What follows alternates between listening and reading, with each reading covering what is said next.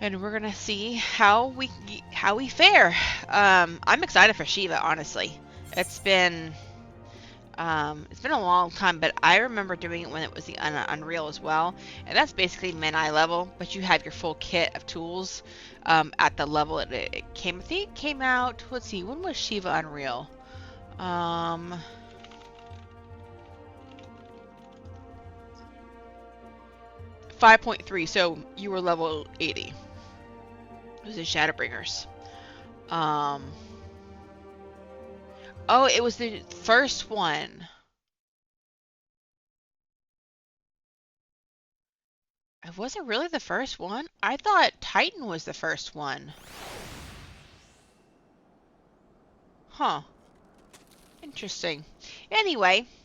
Oh yeah, and we met Mombrita last time. I forgot about Mombrita. How could you ever forget Mombrita? Okay. Let's see. We want to do Shiva hard mode. Alright, so it's average wait time 6 minutes. Let's, while we're doing this, usually our go-to is to go and work on some fates. Although I'm a little overpowered for these ones over here, but let's just go work on some fates, and that way we can get some currency to level up our rank while we're waiting on the queue. Usually I can get through one fate and then the queue pops, so it's like a tradition at this point. See how far I can get. I like doing the boss ones because they just, you can use your whole, you don't have to like keep going from mob to mob. Oh, and of course you would.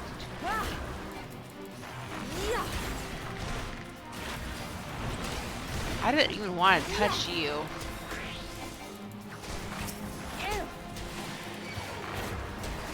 Alright, let's see.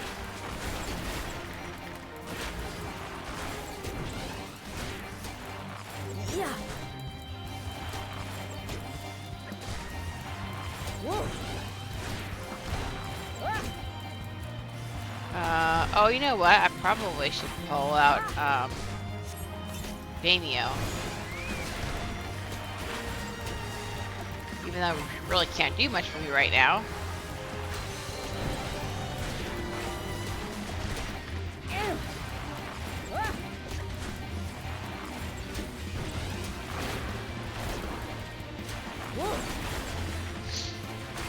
Oh my gosh.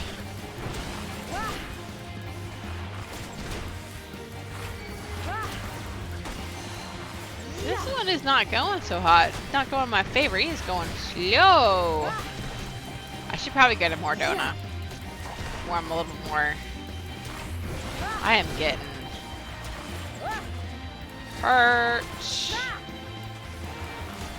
Maybe I should just kite it. See what happens. Heal me, buddy. Heal me. Thank you for the regen. I appreciate it. Hopefully it does me some good. Okay, I think we're okay. He's just about dead.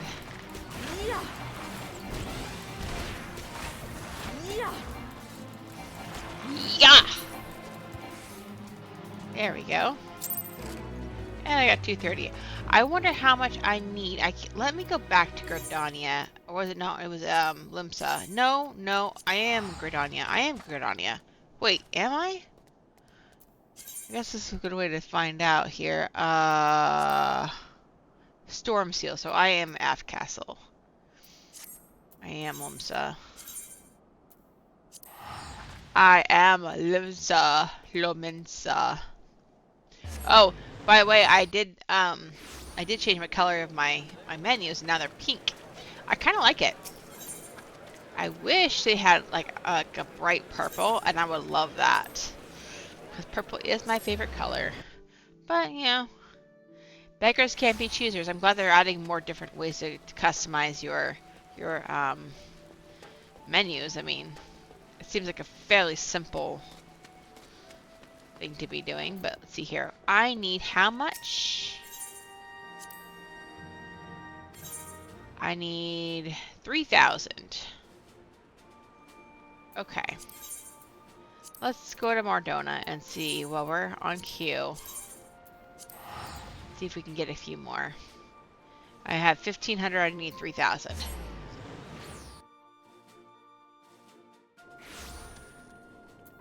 Let's see. Oh, there's one over there. Okay.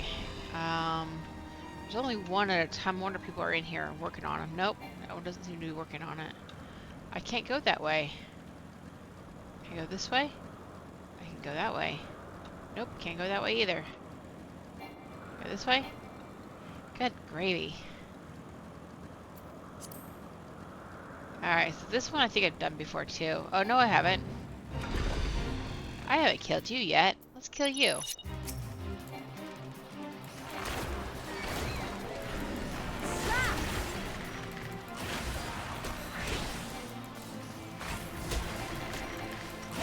It's like a... Oh, you know what it reminds me of? What are those things called? In the Harry Potter series. That only people who have seen death can see them. That's what it reminds me of. I don't remember what the creature's called, but this is what it reminds me of right here. It's Wilgi. See, I can't even pronounce it.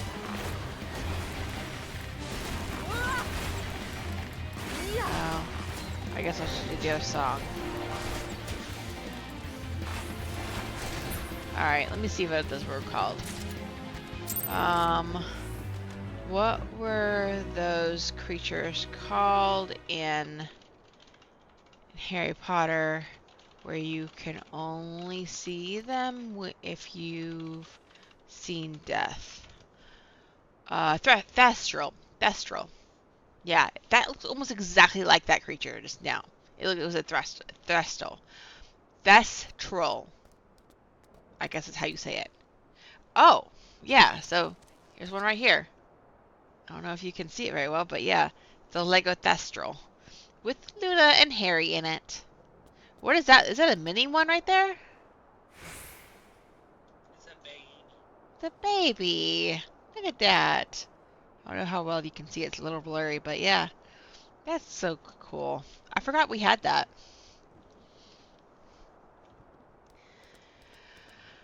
Okay.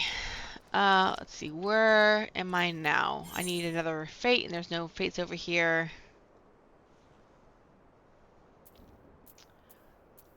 And I have... Ooh, oh, that gate put me to 2,000. Okay. Oh, there's another fate. I'm still trying to wait for form this party. We'll see how long this goes. I need to, like, stop just flying everywhere. Let me go this way.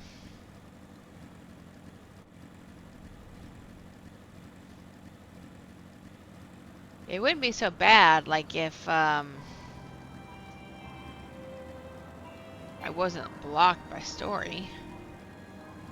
Now you make me think that those might have been based off Threstrals. I mean, it really did look like it. It really did look like it a lot.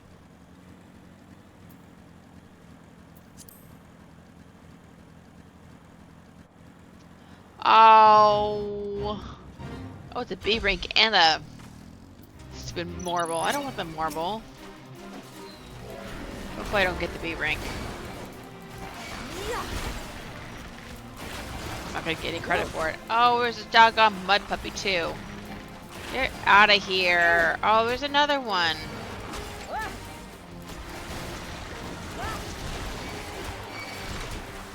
Oh, this is not going good.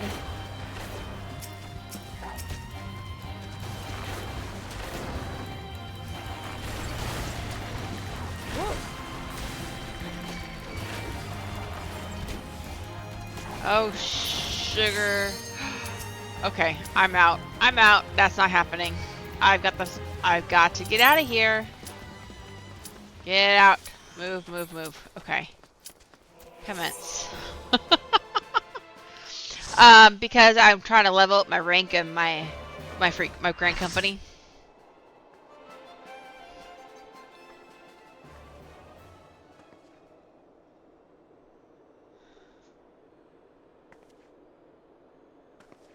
You should never have come here, warrior of light. I labor only to forge a lasting peace. A peace you would deny us out of ignorance and blind faith. No matter. If it is our fate to be at odds, then it is mine to strike you down. We whom gods and men have forsaken shall be the instruments of our own deliverance. Partake of my flesh. Fill this vessel with your light. Walk amongst your brothers and sisters once more. Oh, Saint Shiva, still the hatred within our hearts and bless us with eternal grace.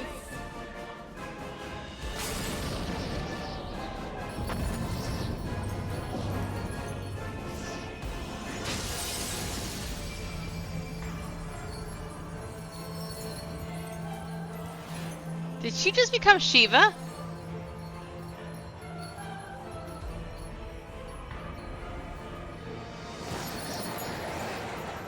Damn, look at those heels! What a bodysuit. Snap. Alright. Let's do this, shall we?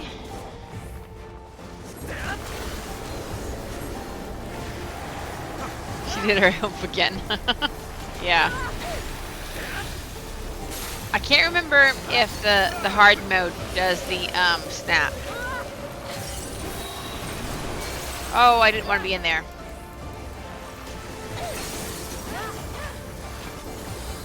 It does? Okay.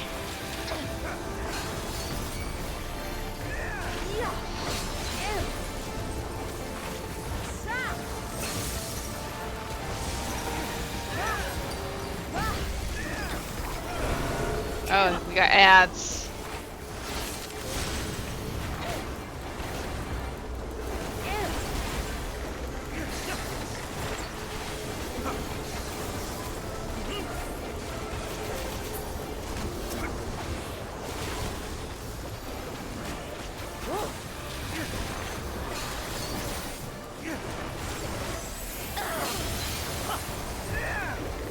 Oh, song.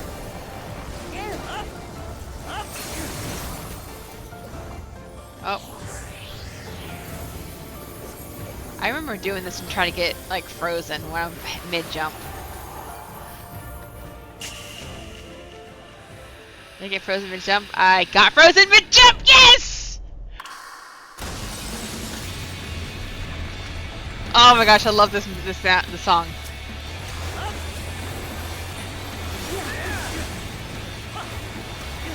Is that too loud? Sorry. Oh, shoot. Okay. Right here.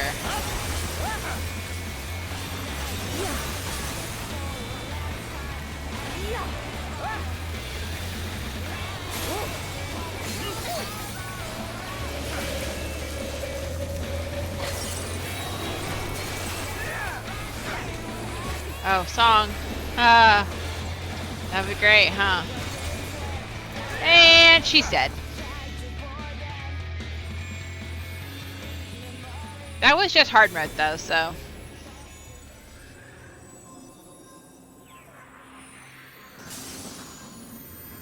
And there's Ice Heart again. Yeah, that's one thing we didn't get to do the ice skating. That's okay though. Okay, so we got through Shiva. That was like, it almost felt so anticlimactic because it was so short.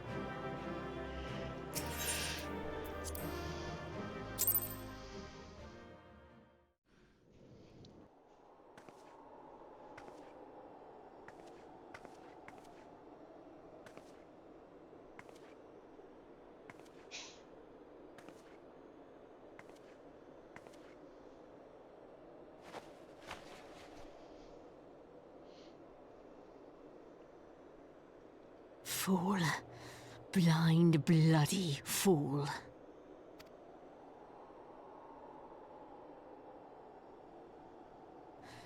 You, of all people, should understand the suffering war begets. That no sacrifice is too great if it brings an end to the violence. Mine is the righteous cause.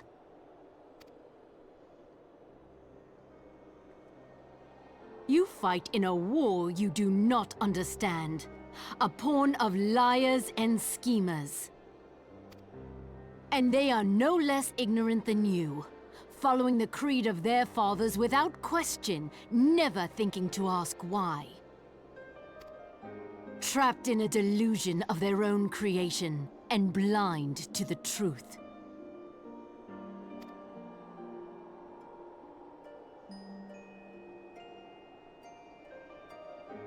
Warrior of Light, redemption is not beyond us. We who walk before may lead those who walk after. Seek the Keeper of the Lake. See with eyes unclouded. Do not squander Mother's gift.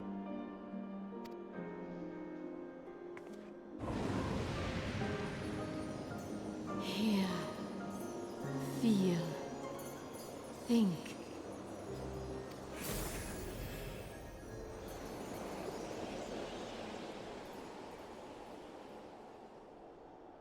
That's the second time she's brought up Heidelin.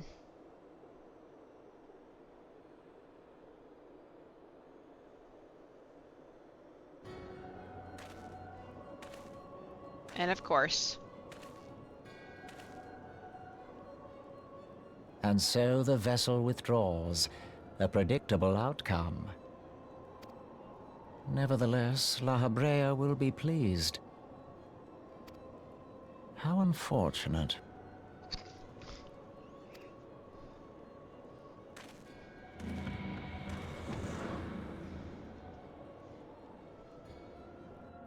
I wonder which one that one was. You know, yeah, you're absolutely correct. She wasn't wrong. It's like, why are we fighting based on one side story? There's always two sides to every story, right? So like, why are we fighting against the one side when we haven't actually heard their full story yet? So, but yeah, it's the second time she's mentioned Heidelin, so I'm kind of interested about how she knows about Heidelin. Like, has she got the echo too? I guess she does. I don't know. That's what it made it sound like. But then she has the echo. Does that make her a good person, like a good guy? So, I don't know. Very interesting. By the 12, you're alive. I mean, of course you're alive. Why wouldn't you be? Iceheart did what? And you're certain about that, are you? Dravinians are skilled with glamours after all. Look, if you say that's what you saw, I believe you. It's just that I've never heard of a primal being summoned like that before. Are you sure you're not injured? Head trauma has been known to cause hallucinations, you see. No? Fair enough. I was only asking. Alright. Hearing her quoting Heidelin gives me chills. I forgot why she's quoting, but I do think that's gotta mean she has the echo. Yeah, I feel like she does. But, I mean, this game is known to give us plot twists from time to time, so who knows? Mumbrita again. Alright.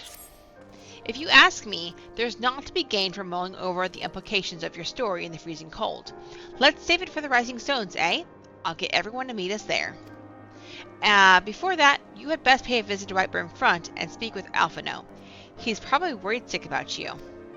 That or he's busy playing politics with these Guardians. Either way, I'm sure he'll be delighted to see you hale and healthy. Speaking of which, you don't have a headache or anything, do you? No? Blurred vision?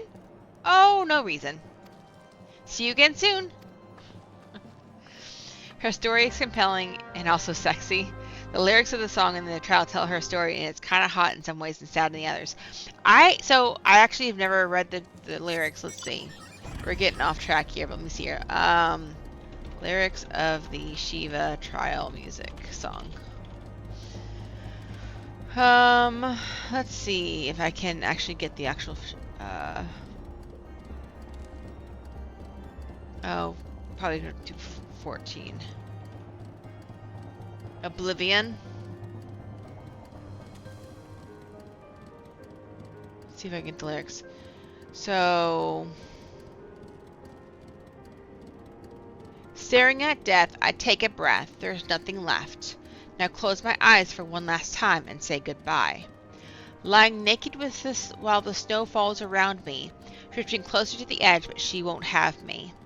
Wake up and sweat, full of regret, try not to forget these memories lurking beneath, lost in a dream. Unchosen paths, a broken past, forspoken wrath, the pain won't cease. I'll find no peace, no sweet release. Fragile creatures, we are taught to fear the Reaper. Ever running, we are dead before we meet her. These voices telling me to let it go. Let it go, ha. Let it all go. I try and try, but I can't say no. Try and say no. This endless nightmare has just begun, nowhere to run. My heart is dragging me down into oblivion. The endless lies I've cast aside, locked them in ice, sealed is my soul, my blood grown cold. I've gained control. Fearless creatures will learn to fight the Reaper. Can't defeat her, so instead I'll have to be her. These voices screaming to let it go, never let go. This time I'm screaming back, no, no, no, go on, say no. My mind's made up, yet my fear is gone. Where have you gone? Open my eyes now, here I come, oblivion. For the last time, I won't say goodbye. That does it every now and then. If I could get on there, I could come show you, I could get you the mountain, you could listen to the song, yeah, Oblivion, okay. Wake up and sweat, full of regret is where she, okay. I was wondering, cause, yeah. So, basically, she regretted it. And then she rises up to take control and be what she needs to be, a badass, and that won't... Right, but this is the song is saying that she regretted sleeping with the dragon. Does that sound right? Because to me it feels like that she was she felt like she had to, maybe?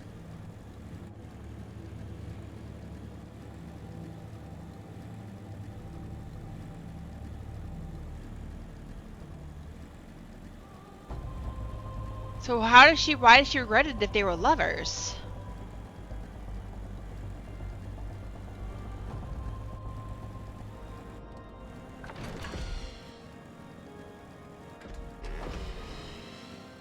Ugh, my poor camera, guys. I'm so sorry.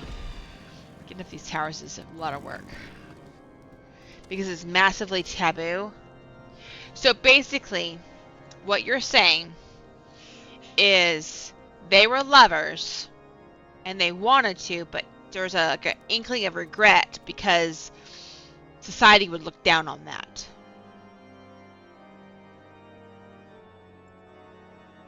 I feel like there's a lot of real world examples about that, but let's continue on with the story.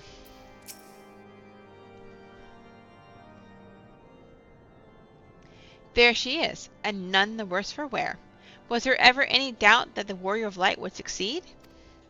I think I speak for us all when I say that I should be like nothing more than to hear the stirring tale of your victory, if you'd be so kind.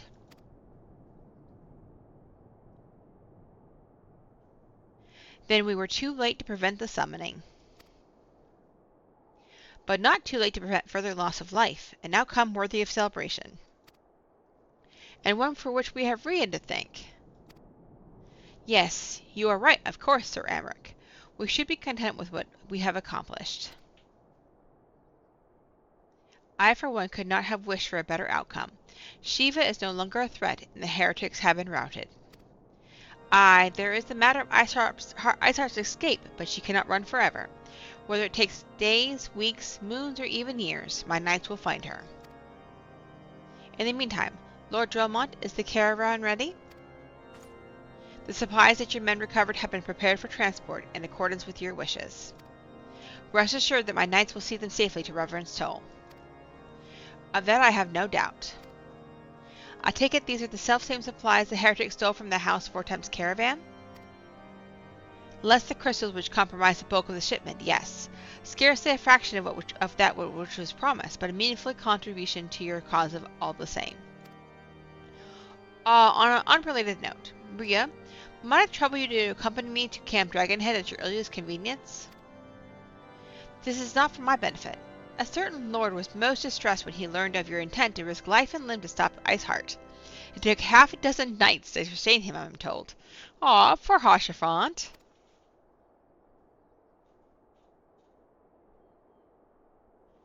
Men give vent to their anxieties in myriad ways. Pray do not think less of him.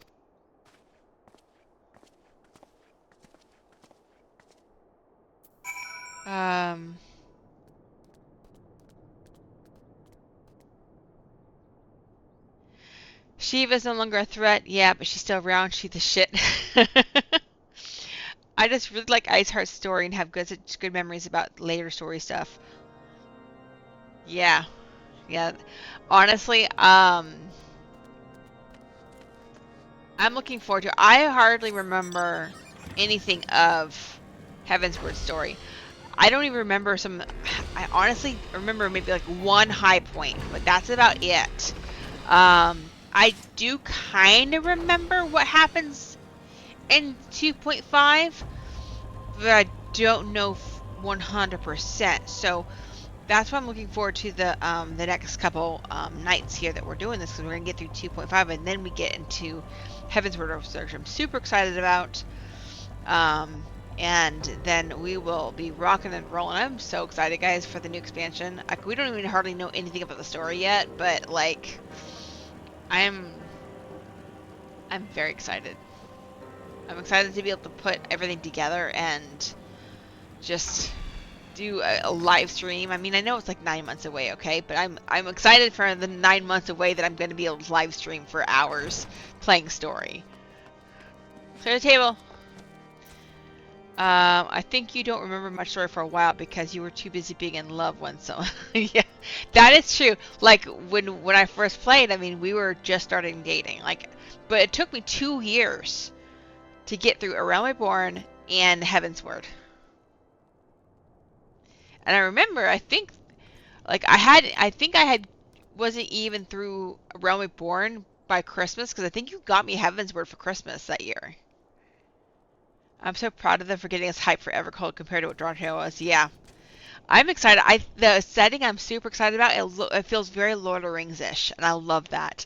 They have like little hobbit huts and everything. Yawn?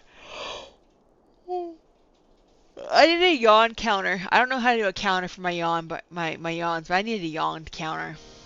Because golly, they come out of nowhere. Heavensward was a gift, and at some point we got you a PS4 because it was cheaper than buying a full-on laptop. Yeah. It was. My poor little laptop. I think we still have that laptop, or did we give it away finally? I think it's probably stored somewhere. It was to the point where it's just way too much. Alright. We'll keep getting squirreling. So let's just see what Harshafant has to say, poor guy. He's worried sick about us. What were you thinking, Ria? Wagering your very being on a dubious theory which might allow you to enter Iceheart's lair, knowing full well that she could have had sufficient forewarning to complete her ritual to summon Shiva anyway? And then engaging the abomination in mortal combat? By the theory, Ria, 'tis the stuff of ballads, a battle for the ages. Would that I had been there to fight by your side. Yet here I was forced to wait, condemned to wonder at the fate of dear friend for a veritable eternity. I would not wish to such torture on my most hated enemy. But you are here now, and that was what truly matters. Let us move on. Sir Emmerich wished to have words with you and Master Alphino and in private. He awaits us in the intercessory. Alright, so we got fussed out. Yeah, running 15-20 frames. And I was like, oh, it's still a really pretty game. Like, I was like, had no clue. Now, let's see here. What am I going to go to system? Now I'm at 106, which is actually a little low for me. Because I think I'm running... I normally run...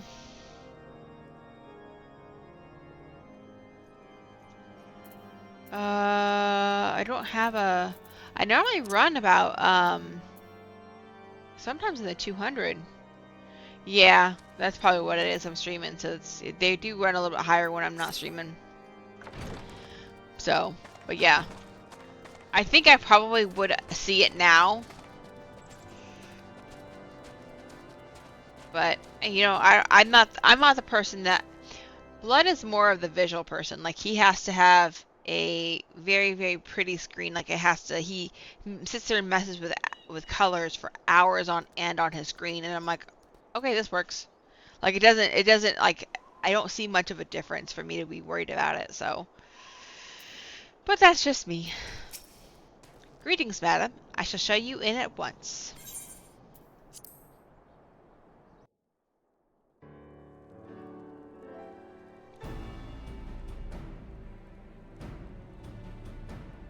On behalf of the Holy See of Ishgard, allow me to express my deepest thanks. Never before have we been required to contend with a primal. Indeed, there were fears in some quarters that our knights might not be equal to the task. From what we have now learned of these beings, I can say with certainty that we would have lost a great many men had the Scions not intervened. Then the argument for preemptive action should be self-evident. Perchance now you will reconsider my proposal that Ishgard move against Natalan. Ere we first met, a similar proposal was tabled, but the Holy See decreed that we were to observe, and that military action should be taken only in self-defense. All things considered, it was not an unreasonable decision. Since the calamity, 2 vigils have fallen to the Horde, while Garuda has never shown any inclination to storm the gates of judgment. Which is why this unprecedented crisis and its resolution may prompt a change in policy. You who have faced these primals know well the threat they pose. Ishgard did not. Not until now. And there is naught like a brush with death to change a man's outlook. At the very least, this should silence any lingering objections to our arrangement with Revenant's Toll. The Holy See may even feel moved to grant us its formal endorsement. So far as it is possible, the Scions shall be compensated for their service. We should be grateful for any aid you can provide. As a gesture of good faith, I shall withdraw my previous request. Your people are doubtless needed elsewhere. That will not be necessary. We, too, have a vested interest in watching Dravania's movements. I see. Once more, I must thank you. Sir Emmerich, if I may, do you truly believe that Midgard-Zoma could return? The heavens are a window unto truth, but those who interpret their movements are not infallible. I requested your involvement as a precautionary measure. But of course, you sought an excuse to compensate us from the first, mindful of what would happen if Revenant's Toll were taken by your enemies. Ishgard is not wont to aid its neighbors, but that does not preclude it from manipulating them to serve its own interests. See, that's what I thought last time, too. Choose your next words carefully.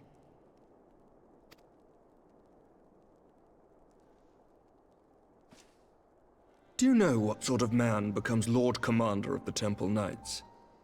One who comes from good stock. I did not. Yet here I am. Now, why do you suppose that is? Because I swiftly learned to tell the difference between words, deeds, and beliefs.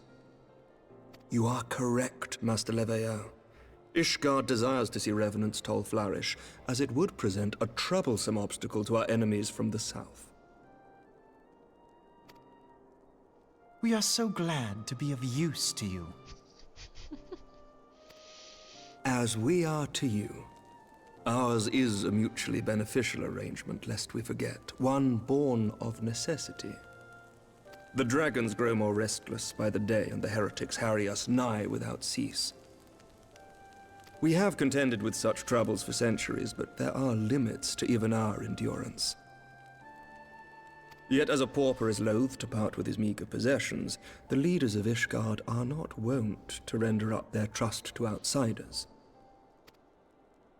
But with perseverance on our part, they may yet be made to see the light. Nevertheless, one must take care when walking the road less traveled. Wise words, Sir Emmerich. I shall make a point to remember them.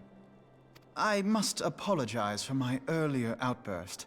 I hope it will not sour our good relations. Not at all. You but spoke from the heart. I trust you understand that at times my duties may prevent me from meeting with you. On such occasions, my second-in-command will speak for me.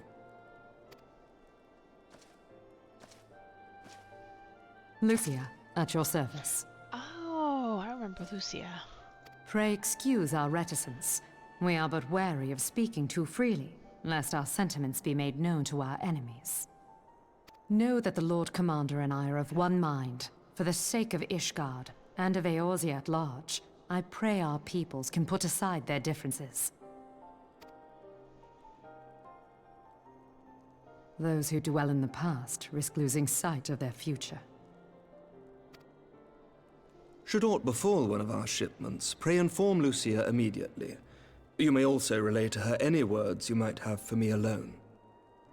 Not being of Ishgardian birth, she owes no allegiance to any noble house, making her as near to incorruptible as one can find in my homeland. Suffice it to say, I trust her completely, and so may you. Which reminds me, Lord Orchefort, if you would be so kind. Certainly.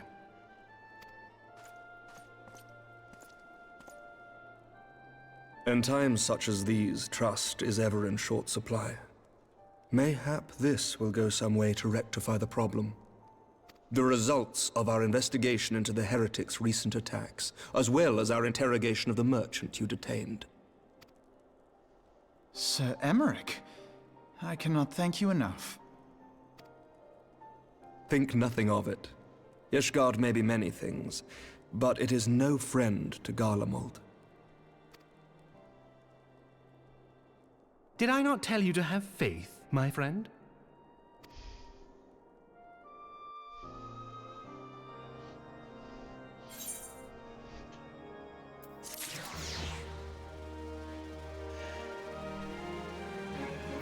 Something Lucia said just now I really like. If you stay focused on your past, you're gonna miss your future. It's a really good, deep quote, for sure. Alfie, not prideful.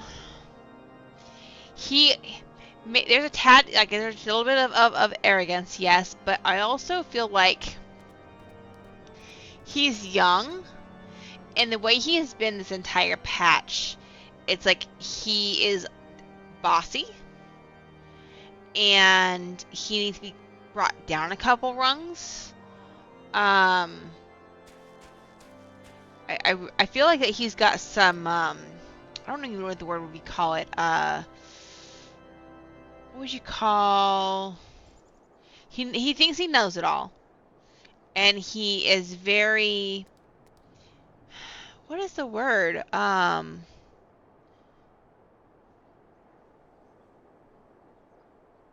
basically, whatever he says, it's not up for debate, we better do it, or else we're gonna have problems. He's got a one-track focus, a one-track mind, and so he feels like his path, while it may be great and the best way, it's not the only way to get to the same end goal. Yeah, my way or the highway. Yeah, so something like that. I think he means well. I think that he has the best intentions of any character. He's got the best intentions. But I think because he's so young, he kind of has to assert himself to get people to do what he says, I guess is a good way to say it. Alright. Just because it's different doesn't necessarily mean it's wrong. Absolutely. Absolutely. Alright, so let's talk to Alfie again. It would seem we have much to discuss with our friends at the Rising Stones. If what you say is true, Iceheart's method of summoning Shiva defies all precedent. It necessitates a complete reprisal of the primal threat and of our approach to combating it. Moreover, there are grave ramifications if word of this incident reaches Imperial ears. The Guardian Empire believes that primals are an insufferable menace. Their mere existence is a threat to this very star. Excuse me, a hiccup. As such, they deem any action taken against the beast tribes to be justified by default. Imagine then, if it became known that it was not only the beast tribes of Eorzea that could summon primals, but our civilized peoples as well, any lingering objections to the Eorzean campaign would vanish overnight. Where before we had to contend with a single Imperial Legion, we could well find ourselves facing the combined might of all Garlemald. But I speak unadvisedly. Come, Ria. It is better that we continue this conversation in Mordona. To Mordona we go. I also think he's this way because his father was a dick and he had to defend his decision on all things all the time. Yeah. Maybe. Also, where in the hell is Alice? So, Allie, so I call him Allie and Alfie. Allie and Alfie. Allie has, was in the raid series we haven't done yet, but she has been helping Eorzea at the, Making Sands, studying the, primals. That's what we were told. To kind of explain her, her absence, I guess. I don't necessarily know when she actually joins the actual main story, but we'll see.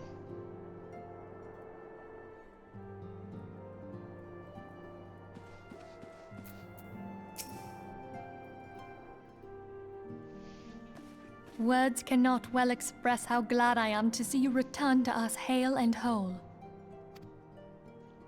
Needless to say, I am most eager to hear your account of that which occurred in Kurthis, assuming you're ready to speak of it. Excellent. I shall summon the others at once.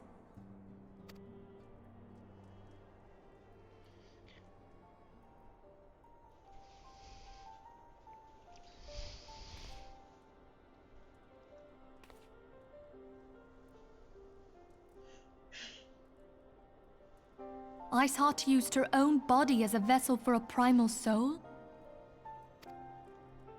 Master Louisoir's writings make no mention of such a possibility. Can we be certain this entity was a primal?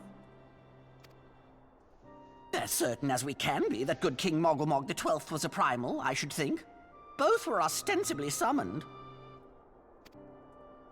Let's not quibble over definitions. Of more concern is the implication that Iceheart retained her will, even after she was possessed. We are talking about a mortal, wielding the power of a primal. It can't possibly be that easy, can it? There must be some sort of sacrifice required. Or maybe she's just special? She just got the echo. What qualities this woman possesseth, I know not, but full sure am I that she was groomed for this role. Few are privy to the secrets of summoning, and but a single party standeth to profit from their dissemination. Well, I wouldn't presume to comment on how the lass came to know about summoning, but I will say that what she summoned was a primal. The readings were the same, or near as damn it. Strange as it all sounds, it's really no different from what you've faced before. Then mayhap it is time that we re-examined our previous encounters. Pack your things, Ida. We're going back to Gridania. Yes, sir.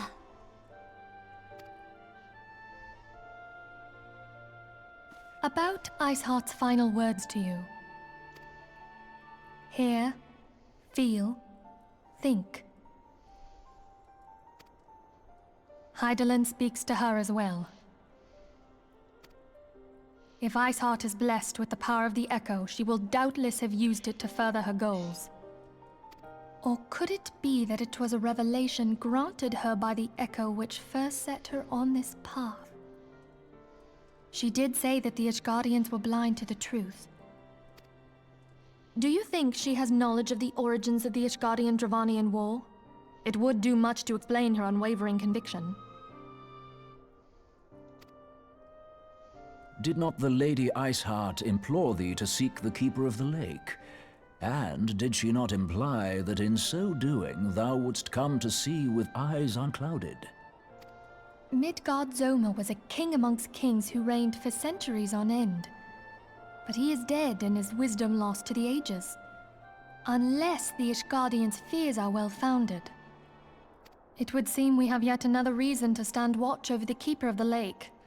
For a mercy, we are well positioned to do so.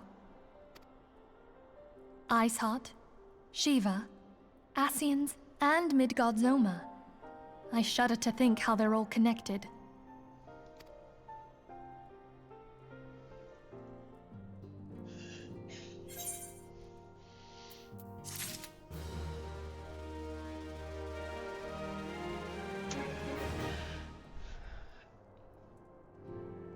Alice reminds you of you? Yeah.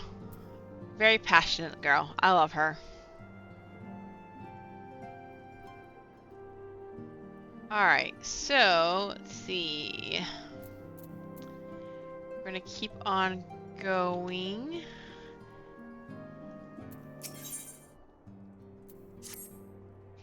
I mean to scour the annals for the knowledge of Midgardsormr.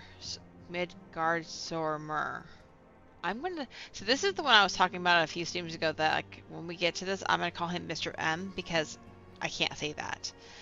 Given his great age, I dare say he appears in more than a few. Do you hear that? The commotion outside. Would you see if aught is amiss? Yeah, but it still makes my tongue twist. And I don't like it, so I'm just gonna say Mr. M.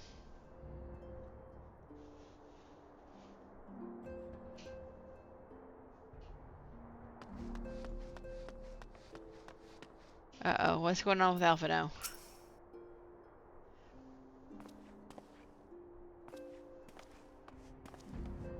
Rhea, 'tis well that you are on hand. We have a problem. Royale has escaped. It happened shortly after the Immortal Flames took her into custody. She had been placed in a dungeon cell ahead of our coming trial, but apparently the combination was not to her liking. The turnkey was found slain along with 2 guards. 'Tis plain she received inside help. Citizens report seeing Royale quitting the city via the Gate of Nald with a bloodied spear in her hand. She makes for Castrum Meridinum, I'm certain of it. With her fate in Eorzea as good as sealed, what recourse has she but to flee to her imperial masters? Even as we speak, Captain Ilberd and the First are hot upon Royale's heels. Pray make haste to Camp Bluefrog and join the hunt. Okie dokie, so let's go ahead and pop over to Blue Fog. I always call it Blue Frog, not Blue Fog.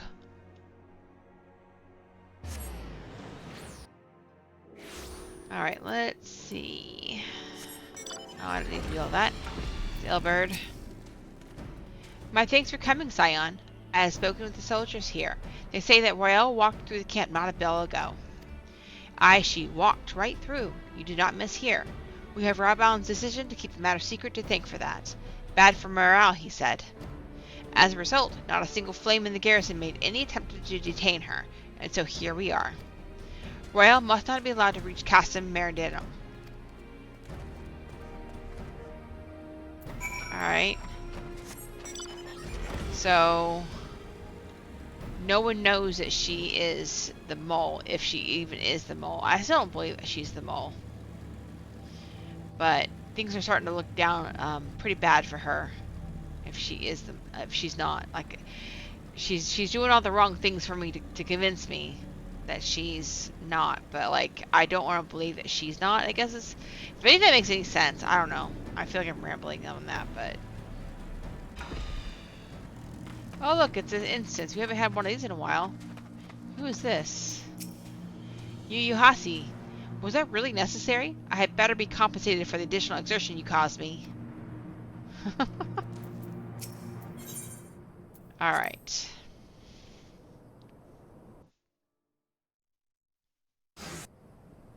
What's that?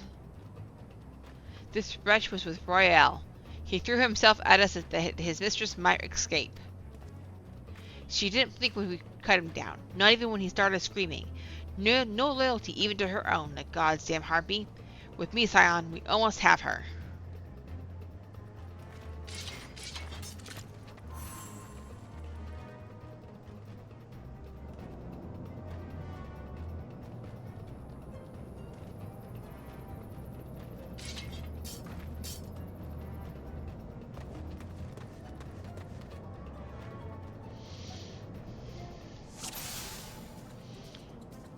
Okay. Alright, well, I guess this answers all the questions about her.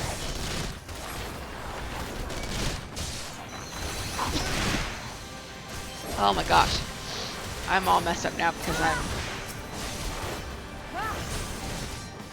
Alright, let me do this again.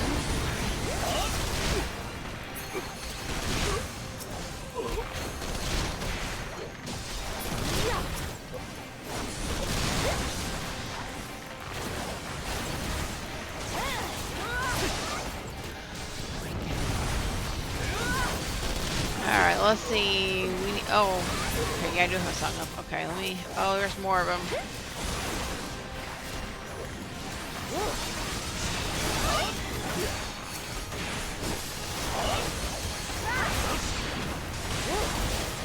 Let's do this.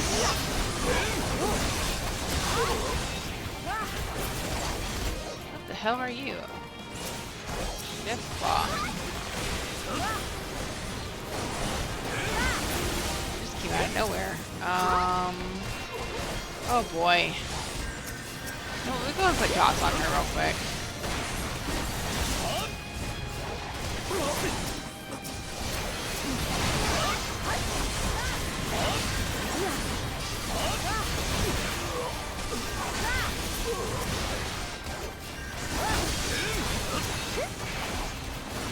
Let me go ahead and get you killed. You're obviously healing everybody.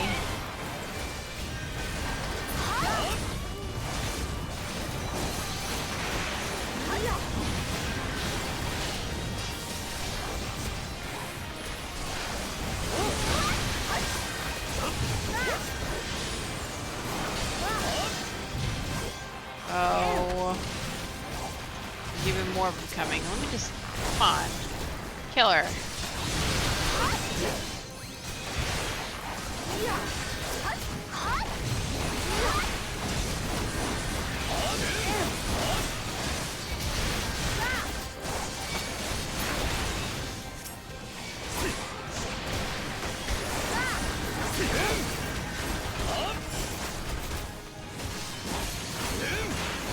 Okay, so we are... I think she's pretty much dead, but we're not able to kill her for whatever reason.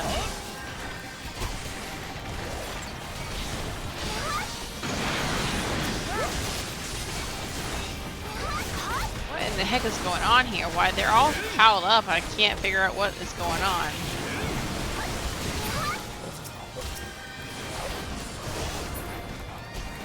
Oh, it's Yugiri's over there. I didn't even see Yugiri.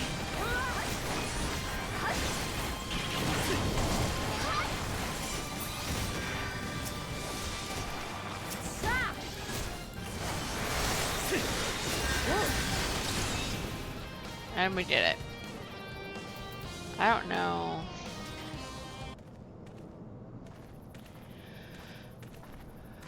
Well, that's that, I guess. Bind her and do it tight. Yes, sir.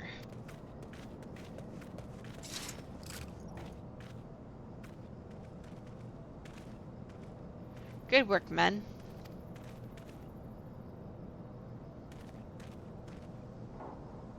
She and her Imperial cronies pushed us too close, but we were better. Behold, a respected officer of the immortal flames. People looked up to you as one of the older Order's founding members, one of its pillars. It saddens me to see you fallen so low. What would you know of low? You, a spoiled little lordling who has never known any want. People such as you take wealth and birth for granted. You think it's your God's given right to rule over others. You know not of our plight, the injustice that we low-born Ishgardians must endure. To the noble lords and ladies, we are not people, but resources to be consumed. I did what I had to do to survive. Stealing, killing, even whoring myself. It is no fault of mine if fools imagine me a paragon when I join the flames. To hear you tell it, one would think you are the only person to have ever suffered. In case you have forgotten, Robound himself was born into poverty, as was I. We lived hand to mouth, with little more than the shirts on our back. Hunger was our constant companion. Yet never did we bemoan our lot in life, nor did we begrudge others their fortunes. We accepted the hand that we had been dealt, and played it to the best of our ability. Life was a battle, aye, but no matter what fate threw at us, we took it on the chin and came back for more. Everything we have, we fought for. How are we any different then?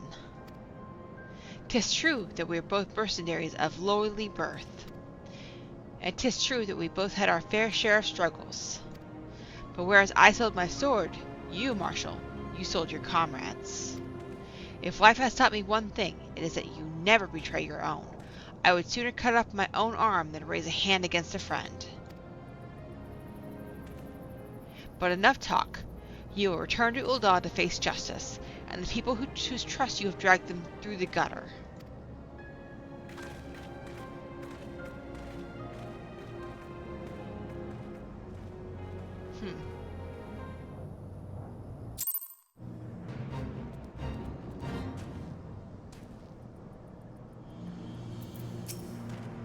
Not so much as a hint of remorse.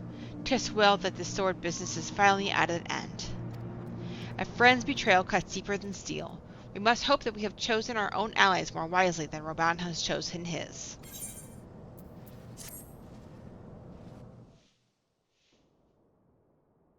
I have heard. Truly bothersome business. No, I do not foresee a problem on that front. The main concern is Roban. There is no telling what the brute might do. Have the blades watch him in the flames day and night. You may leave the Sultana to me. I shall personally attend her grace.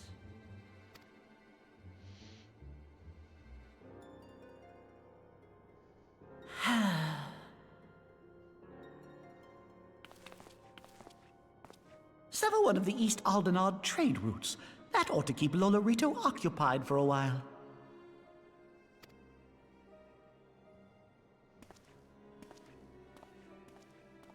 Nanamo Ulnamo. For my sake, pray be a good little Sultana to the last.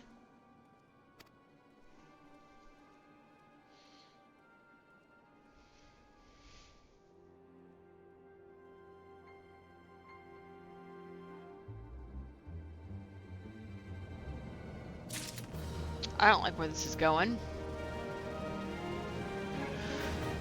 Well, let's keep going though.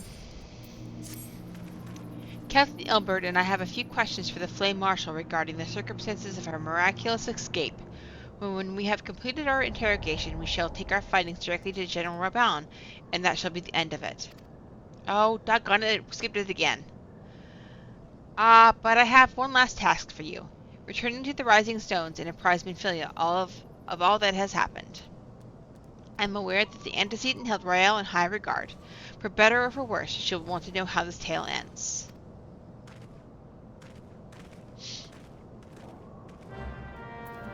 I have got to probably switch up my mouse. I really don't want to, but I guess I have to. If it keeps doing that, that's going to make me mad if it doesn't, especially on a voice cutscene. I'll be very upset. That's how you miss stuff.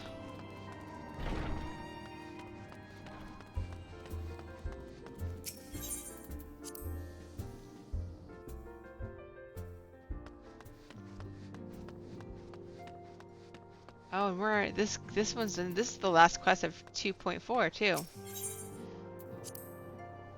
This might be a long cutscene. We'll see. It usually gives you a notification, but it hasn't been doing that. Even the end of 2.0 did not give me like a long one either. Welcome back, my friend. I have already received word from Alfino. To think that Flame Marshal Huayu was the Garlean agent. I know not what to say. Together with Robon, Eline lent us much-needed aid at the time of our Order's founding. She was particularly passionate about the need to tackle the primal threat.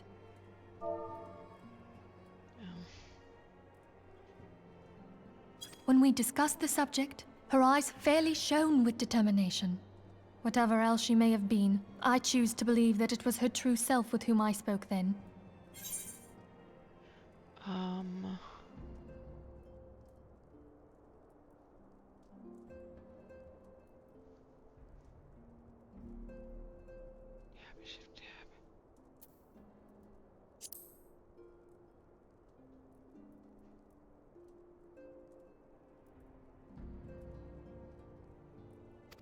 But now is not the time to dwell on such matters. I have an important announcement to make regarding our effort to defeat the Ascians. We shall begin as soon as everyone is assembled.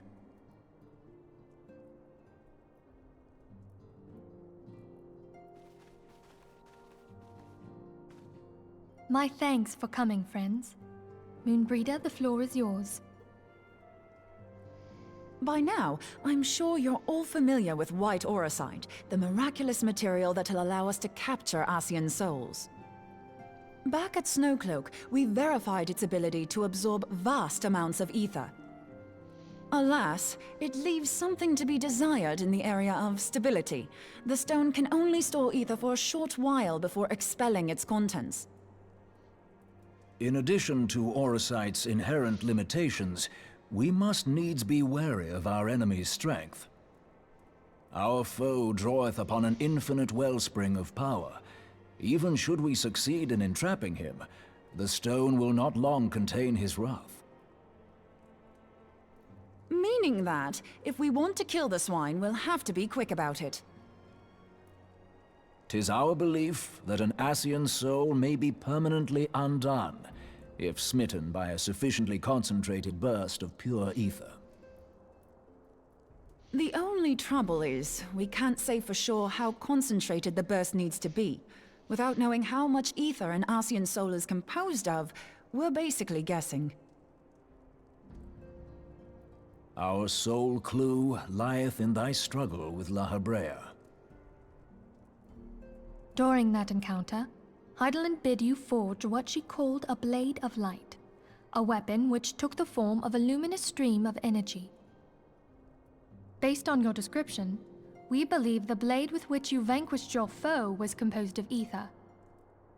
Admittedly, your victory proved ephemeral, as La Habrea was able to use a crystal of darkness to flee into the space that lies between our world and the void.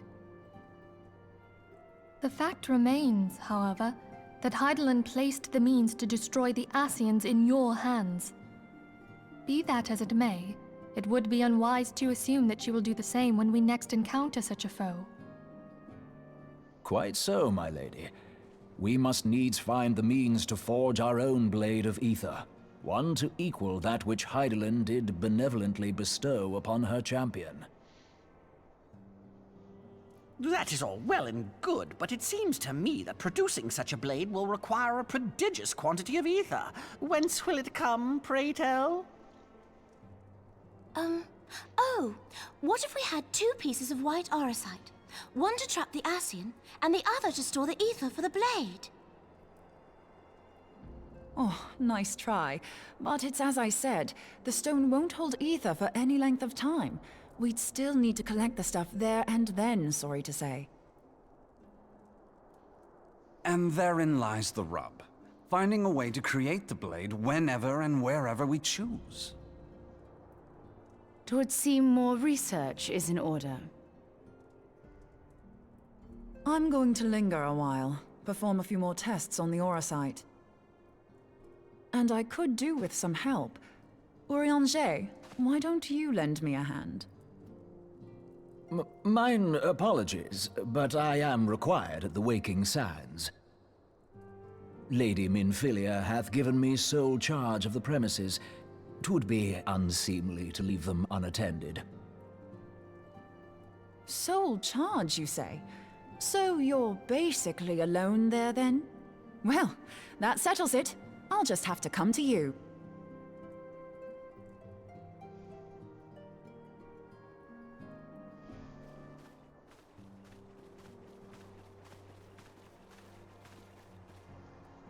While you were afield, word arrived from the Sharlayan motherland. You will recall that a survey party was dispatched to investigate the incident at the Isle of Val. What they discovered was troubling, to say the least. According to the report, the Isle has been erased from existence. 'Twas as if a hole had been torn in the very fabric of reality. Aye, yet the mystery endeth not with the Isle's disappearance. It hath come to light that a number of scholars in various other locales were reported missing at a similar juncture. What's more, they all had something in common with the head of the students of Baldessian. Every last one of them was researching a phenomenon called dimensional compression, or the rejoining as the ancient texts call it. I'll be damned if that's a coincidence. All indications suggest Ascian involvement. But I sense that a force greater still is at work.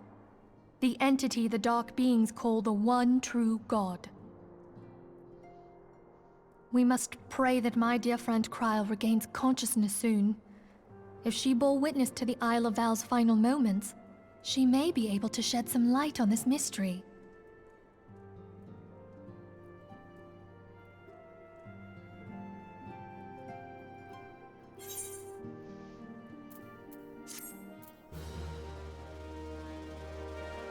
Another cutscene after this. Yep.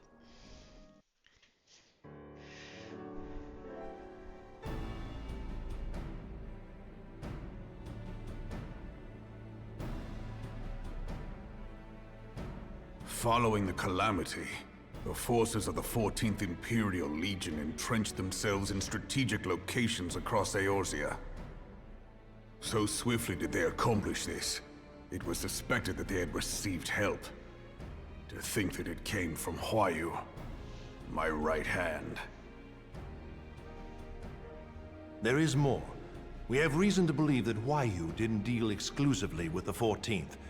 She also answered to a higher authority in Garlemald. But this higher authority could not have been the Emperor. By consenting to the media project, Solus Zos Galvus showed himself to be more concerned about preventing the spread of primal influence than claiming Eorzea for the Empire. He would happily have seen the lot reduced to ash. We believe a number of high-ranking figures within the royal household were against the decision, but that they knew better than to oppose the Emperor openly. Of course, this didn't prevent them from making clandestine provisions, in which Huayu played a part. Alas, these provisions did not prevent Dalamud from falling, and the ensuing chaos changed the face of the realm forever. Yet Eorzea survived. To all intents and purposes, the Meteor Project had failed, and the Empire was left to rue its lack of a decisive means to eliminate the primals. Until, that is, it stumbled upon the Ultima weapon. Even before the accursed thing was dug up, it seemed to me the 14th had the might to overwhelm our weakened armies. Yet they chose to hide behind their walls. Why? The Black Wolf was wary of making the denizens of Eorzea desperate, lest more primals emerge to bleed the land. The discovery of the Ultima weapon, however, emboldened him to resume his war of conquest in earnest. But there was one in Garlemald who believed that Van Belsar's actions were premature. One who stood higher in the Imperial Army's chain of command. He ordered the Legatus to halt his advance, only to find that the Black Wolf had slipped its leash, and that the 14th now acted alone. In a bid to bring Van Belsar to heel, He used the agent he had planted in Ul'dah prior to the Calamity to undermine the Legion's efforts. A man who outranks Van Belsar, yet opposed the late Emperor's decision to annihilate Eorzea. This could only be the former High Legatus of the Garlean army, now known as Emperor Varus Zos Galvus. So he was Huayu's true master. But one of several in actual fact. We've learned that even as Huayu served the Empire's interests, she sold Imperial secrets to a certain faction in Eorzea. In so doing, she helped to maintain the status quo, thus prolonging the conflict. Considering who stands to profit from war, it isn't hard to imagine who her other masters were. 7 hells! You mean to say that she was a double agent? Triple, if you consider her services to Van Belsar and the new Emperor as separate. As neatly as these pieces seem to fit, one aspect of the puzzle remains unclear to me. By whose will was the Marshal feeding intelligence to the heretics? And try as I might, I fail to see how aiding their cause would profit either her Imperial or monetarist masters. Could it be that another hand is at work here? If so, Huayu must be made to reveal whose it is.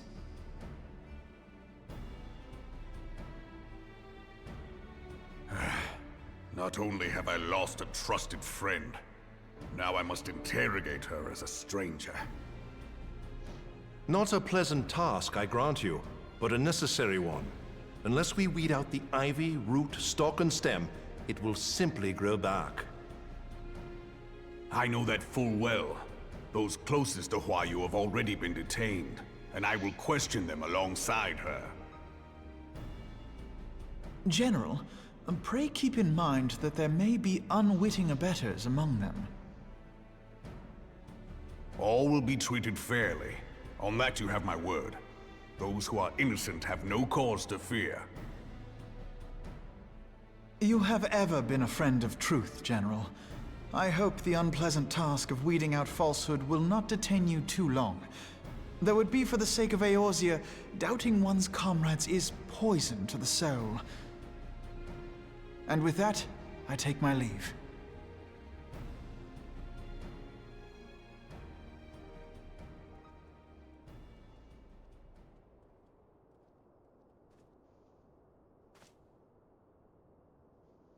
All these years, I've been made to dance to their tune. How could you, Huayu? How could you side with them? Those cankers who take from this land and give naught in return, who use their power to disempower and grow fat while the people starve. I know you can hear me, monetarist scum! Your crimes will not go unpunished! One day I will purge this land of your sickness! Before the eyes of the 12, I swear it!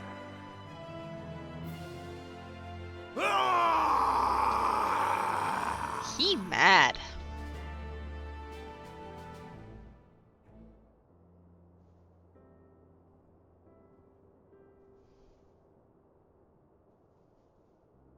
I shall have no further need of you this day. Your Grace.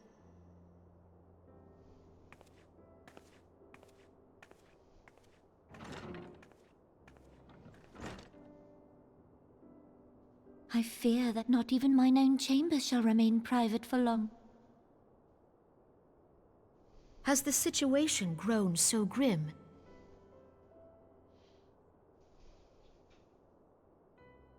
Ever since he proposed the Cartiner Reclamation Bill, Teleji Adeleji has risen to greater prominence upon the backs of impoverished refugees.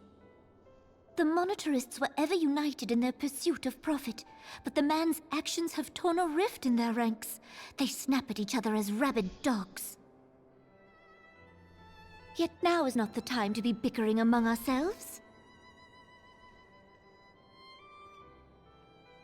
If this bickering is a threat to law and order, might you not have grounds to dissolve the Syndicate? Would that the solution were so simple, Admiral. Alas, my moving to dissolve the Syndicate is certain to spark outrage among the influential merchant class, whom the Cabal represents. This would serve to exacerbate the current unrest, and peace would slip still further away. Be they rich or poor, natives or refugees, all who reside in Ul'dah have a right to pursue happiness. It is the duty of a ruler to protect this right.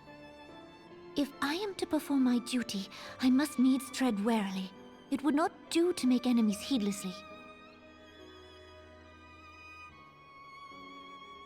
Were Lord Lolorito here, he would doubtless say that I have my head in the clouds. A ruler is required to take a wide view.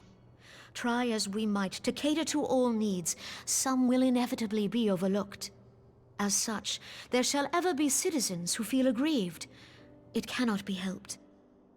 But as you have informed us, the monetarists take no view but their own. They hunger for power while the masses starve. In the absence of a common cause, it seems beyond any one individual to make Ul'dah whole. And the presence of a Garlean agent within the Immortal Flames only makes matters worse. Even accounting for Ul'dah's historic reliance upon mercenaries, such a grievous breach of security is unprecedented. I fear this business will provide the monetarists with a rod to beat Rauban.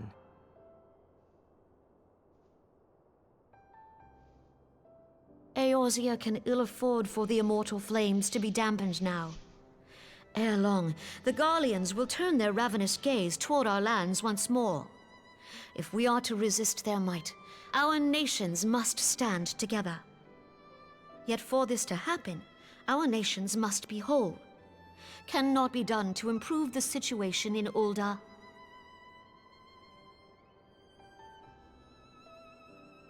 The true wealth of Ul'dah lies in the health, happiness, and hopes of her citizens.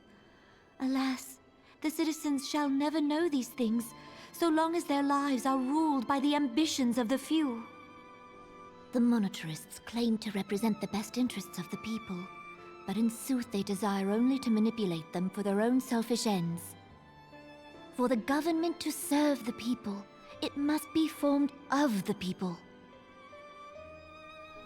For Ul'dah to move forward, it is not only the Syndicate that must be dissolved. Nay, you jest.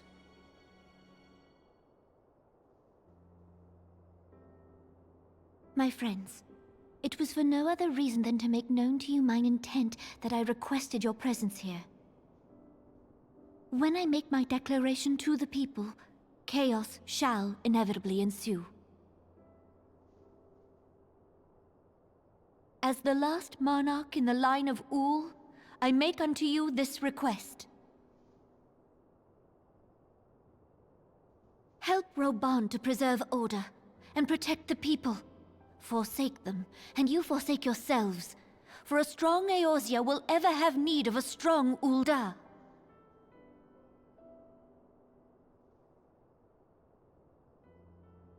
Your Grace, are you certain of this? There is no other way. When the time is ripe, the nation shall become a true republic. Both royalists and monetarists shall cease to be. Ul'dah will no longer belong to kings or queens or merchant princes, but to her people.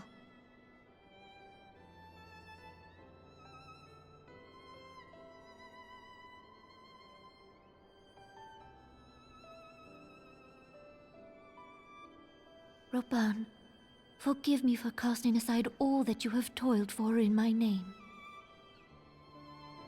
Beyond this gesture, I am powerless to help my subjects.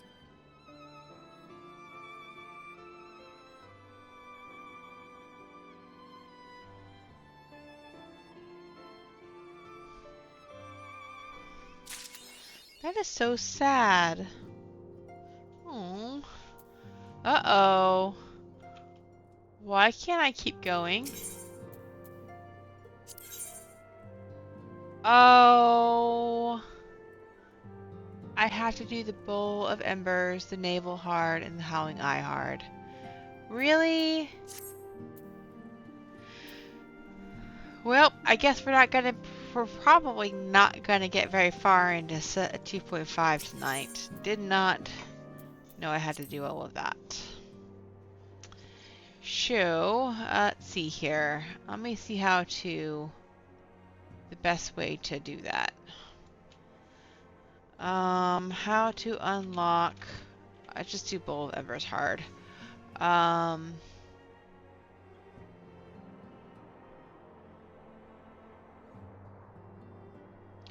Okay, I gotta go do the recurring problem, so I guess I have to go to the Waking Sands to that. That's kind of sucky that I have to do all of that, because I didn't really want to do all of that, but I guess I'm gonna have to. Hey, Blood, I have a question for you. I want you to test something out for me because I just created these redemptions today. Do you see on the bottom of... Yeah, it does take me out of the story. That was a lot happened right there, you know what I mean? So that was like a really hard... Ah, there we go. Now I have to hydrate.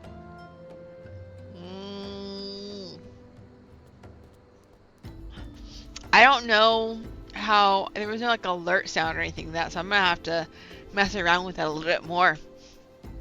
To see. But yeah, I'm excited that I have those now. I'll be adding some more eventually. I just haven't... Like I said at the beginning of the stream.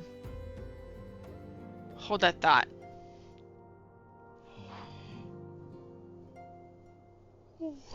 Yawn number 2. Blood is currently on a 3 stream streak, which I honestly feel like, yeah, it's the only second yawn. I feel like you've been on a longer streak than that, but okay. But, let's see, do I need to go in here first? Like I said at the beginning of stream, I'm gonna try to do one thing. Yeah, maybe it's been since I've been an affiliate. Maybe that's what it is. But I'm gonna try to do like one thing per day for the stream. I am so behind on uploading my VODs to YouTube though, so I've got to make sure doing that. And I also have got like a list of like clips that I've created that I need to post as well. I need to edit them a little bit and then post them. So I'll probably be working a little bit on that tomorrow, but I do plan on to make sure every time that I have a new stream, I've added something to it until there's really nothing more to add. So that's my goal anyway. And yeah, this is my 3rd stream since I've been affiliate, actually, now that I think about that. So, okay, so, yep, here it is, a recurring problem. Okay. No reward either.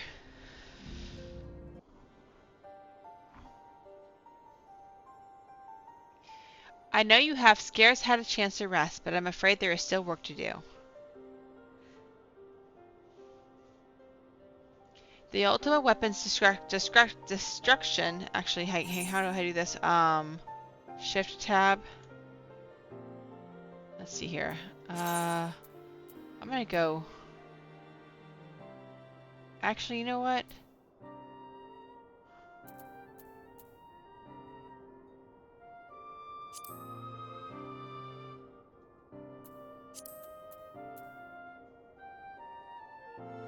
I'm gonna do... Actually, you know, I'm just gonna do this. Yes, I'm gonna disable it for when I actually have to speak it. I'm gonna put that on when it's voiced so that it doesn't actually skip it. But for the ones that I have to talk, I'm just gonna do it because I'm afraid it's gonna go too fast. The ultimate weapon's destruction, 'twould seem, has served to embolden the beastmen, who now seek to call down their gods once more. Even as we speak, the Amalja, the Ixal, and the Cobalt are making preparations for their respective summoning rites, and that is but the half of it. Much to our dismay, all 3 tribes were somehow able to procure vast quantities of crystals. Oh, my turn to say something? Ahem. Basically, this means the primals will be stronger than they were before. Thanks, Ida. Far, far stronger. Their previous incarnations will seem as pale imitations. The beast tribes, we believe, began hoarding crystals with a vengeance in the wake of the Ultimate Weapon's maiden appearance. You will remember that as the time it devoured 3 primals in one sitting. The Grand Companies are aware of the potential primal outbreak. Alas, due to the losses they incurred to ensure the success of Operation Archon, they are ill-equipped to take any meaningful measures. After deliberation, the leaders concluded that they must needs turn to us once more, to thee. The aetheric waves that were observed in Mordona do not appear to bear a connection to any beast tribe. Yet much and more still remains beyond our knowing. We must be prepared for all possibilities. I am loath to send you into the midst of danger again so soon, but none have proven themselves more capable against the primals than you. Will you undertake the mission, Rhea? You have my thanks. I truly do not know what we would do without you. Go ahead, Thancred. Ahem. With the circumstances as they were, I haven't had the chance to properly express my gratitude. I owe you my life, Rhea. Thank you from the bottom of my heart. Oh, you're welcome, Thancred. A string of failures had left me feeling powerless. I wanted to be stronger, that I might do right by my fellow scions. But instead I caused you all no end of grief and suffering. I swear to you, it shan't happen again. Owing to everyone's ministrations, I am quite recovered now. I hope to return to my duties again soon.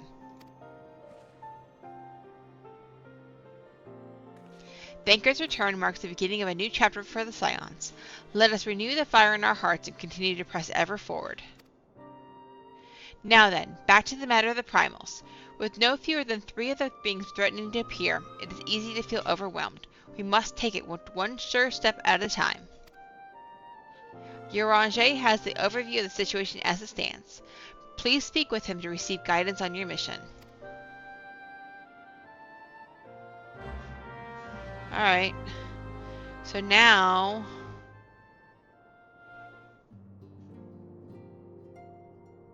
I gotta go to Eorzea.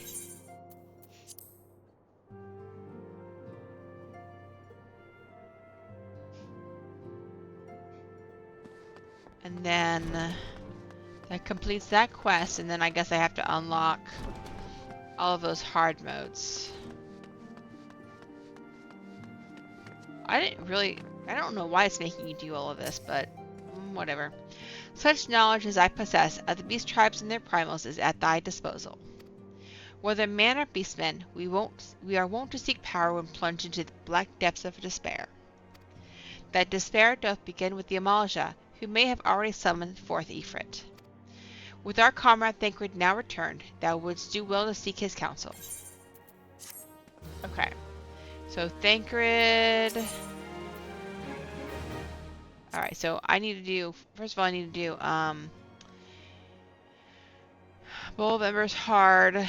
Titan hard. And... What was the other one I had to do? Garuda hard? Wait, didn't I already do Garuda hard?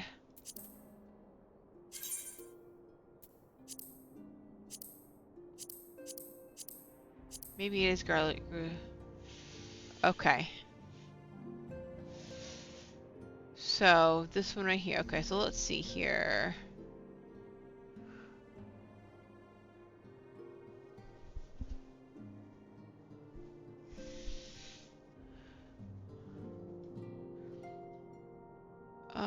Recurring problem.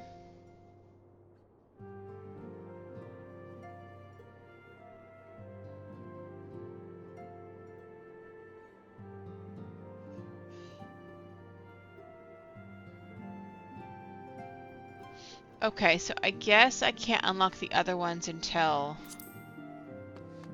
I do this one first, I guess. Oh, look, it gives me a storm seal. That's helpful. I need those. Confirmation has just arrived from the immortal flames. 'Tis as Eorzea said, I fear. The Amalja have already summoned Ifrit. A confrontation with the Lord of Inferno is inevitable. I would like nothing more than to lend you my blade, but the students of Baldesion insisted that I refrain from taking to the field where it concerns primals. I know not the workings of it, but it would seem that recent events have left me especially susceptible to tempering. As much, I hate missing out on the fun for everybody's sake. I must sit this one out. Instead, I will focus on gathering and analyzing data. Now, the Immortal Flames have already conducted a preliminary investigation into Ifrit. They may well have information that will be use of you. Do pay a visit to the Hall of Flames and speak with Commander Swift. One last thing before you depart. Doubtless you remember Minfilia's words, but this Ifrit is a far cry from the primal you first defeated. You will want to assemble your most dependable comrades for the mission. Be safe, my friend. Okay. Can I, like, do all of them? Like, I wish I could do all of them. Let's see here. Or do I have to do them up? I guess, that one, no. Those are all extremes, or, yeah, extremes, maybe. Let's see here.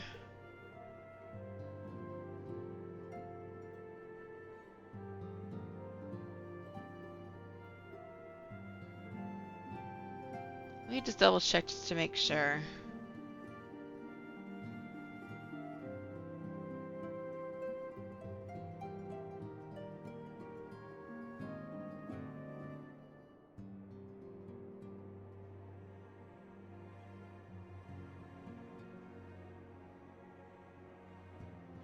Yeah, I can't unlock them all at once.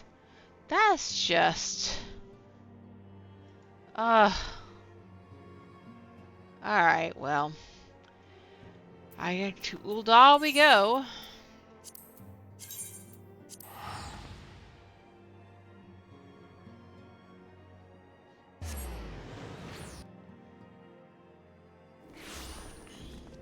Alright, let me see what we got going on here.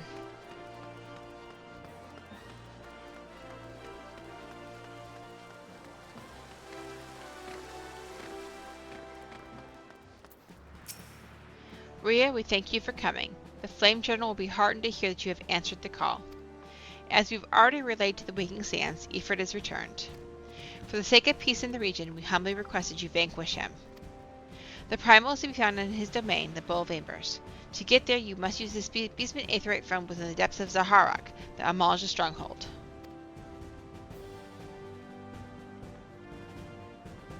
The Amalja have constructed their own Aethernet from salvaged Aetherite shards.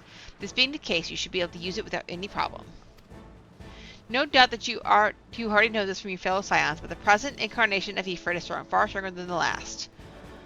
That's the third time I've been told this. Come on now.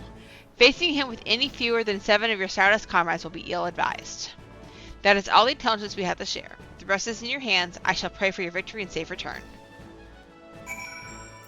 Lordy. I can't remember where this goes. Little All Amiga we go.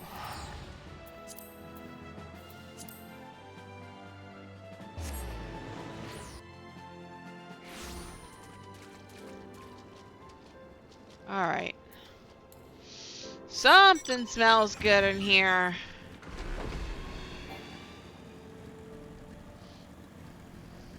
Something really smells good.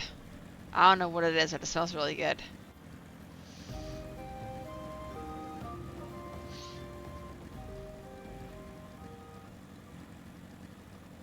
Where am I? I am not going the right spot. Okay, I need to go this way.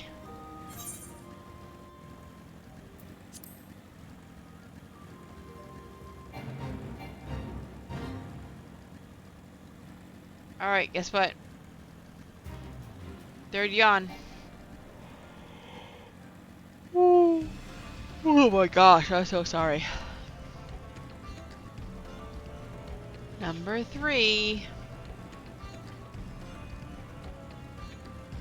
They just come out of nowhere, I feel like. Oh, these guys are gonna hit me if I land, so I gotta be careful. Where the heck is this thing at? I don't remember coming all the way over here for this. I don't think I did, honestly. Oh, I might have.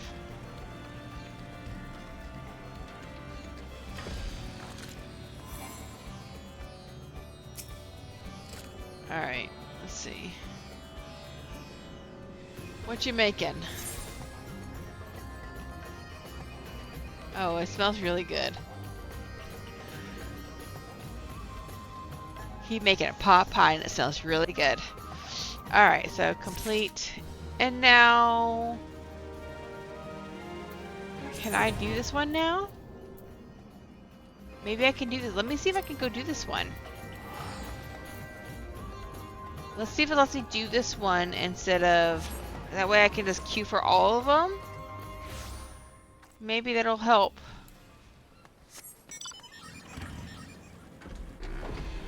Let's see what happens.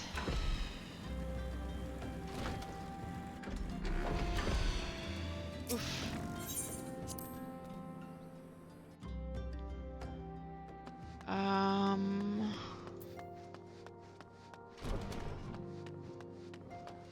Nope. Papalimo is red, and Thinkert is gone too. Man, okay. Alright. Let's see how long ago.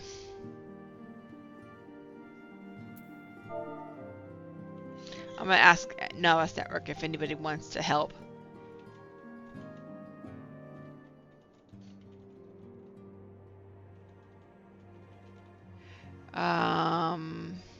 Ifrit, Titan, and Garuda. Garuda hard mode. I'm locked on story until I complete those. I don't care if it's unsynced, but it will take me a couple minutes to unlock the next one.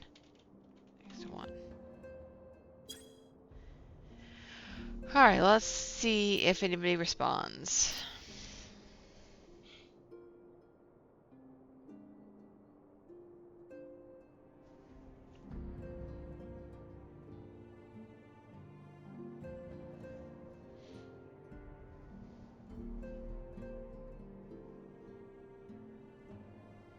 Because I really don't want to have to wait so long. Like, honestly, if I get into an unsynced high level person with a high level person, it'll be one shot and it's done at this point. So we'll see if someone's trying to get through those same quests right now.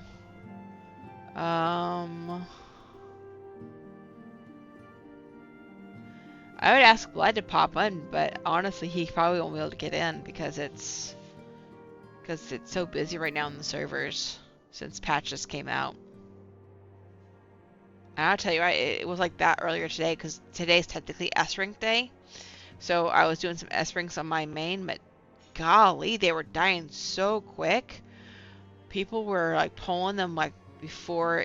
Like I would be at the Aetherite and I would and as soon as I saw that a hunt was coming, I used full loop on their website, and as soon as I saw it pop up, I immediately went to the Aetherite and went to that world. I was always over 50 waiting, and by the time I got in there, the like 3 or 4 minutes later, the hunt would be dead. Like usually, like common courtesy is to wait a full 5 minutes, but people were not waiting tonight. Like it's been crazy today with the traffic, the world travel traffic on the servers.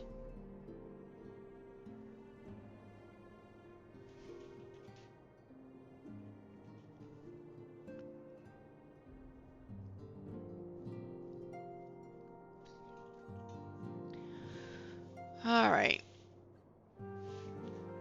I hate that I can't continue on with story, honestly, until I do these.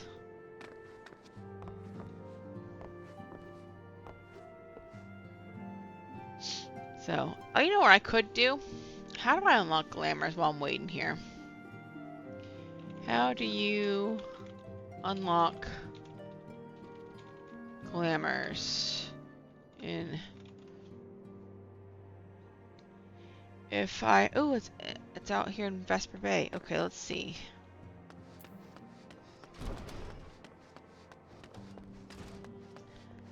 Let's see. Go this way. If I had a glamour from Swergium, apparently is how I unlock it. Right over there. And then I can go and I can put a glamour on with that, the black mage gear I got, even though I'm a bard. If I had a glamour. Ooh, and it comes with cast glamour, glamour plate, green beret, and ice. Okay. Oh dear, dear, dear. This will never do. My sense of aesthetics simply won't allow it. How can you go out dressed like that? My dear, if only you'd spare a thought for style and coordination. I hope your garb holds up during a scuffle because there's little else going for it. That's it. I've made up my mind. From this day forth, I'll take it upon myself to save you from any more fashion disasters. Let me see. So much that needs to be addressed. Where do we even begin? Be a dear and get me a drink. I'm feeling rather parched, and this is a matter best discussed over a glass of something cold. Just go to the Piss and ask Falkland. I'll have some blood orange juice, and tell her to make sure there's no pulp in it. Now off you go. I mean, you're one to talk. You got green, you got blue, you got red, and you got yellow. None of that matches. So they talk about my outfit. At least my outfit matches.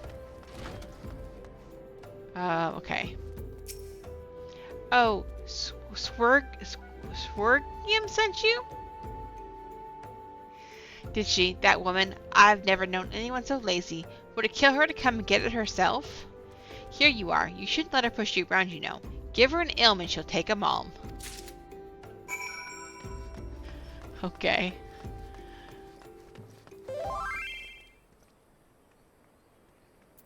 Oh, someone's gonna one-shot it for me. Sentil. That would be amazing. I just want to do story. Let me see if I can withdraw from this. So how's that drink coming along? Here's your orange juice.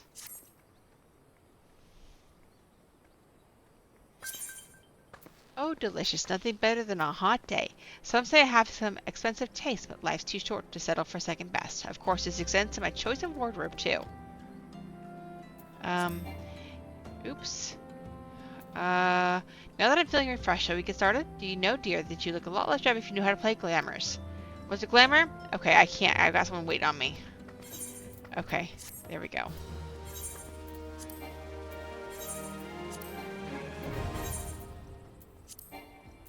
Come on. There we go. Sorry.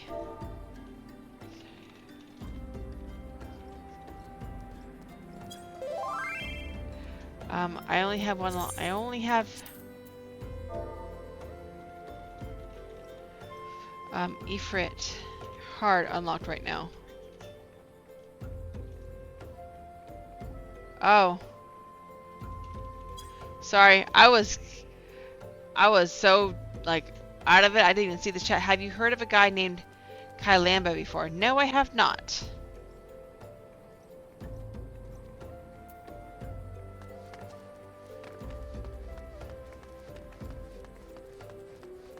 I don't know who that is. Who is that?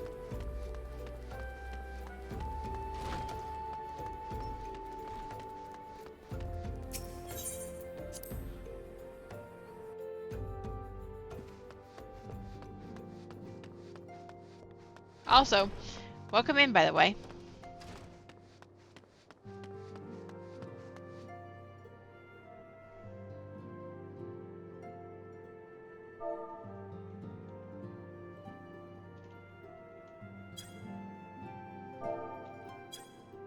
You just passed me? What do you mean I just passed you? Are you in the game with right now?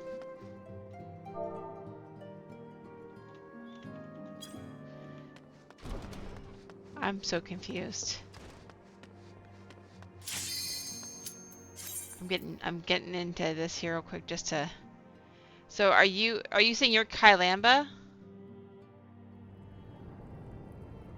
I'm gonna skip the cutscene because we don't need the cutscene.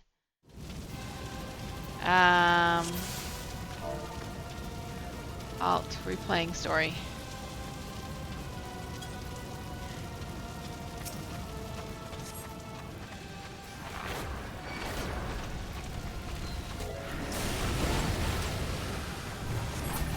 And like just like that, 18 seconds. I don't need this.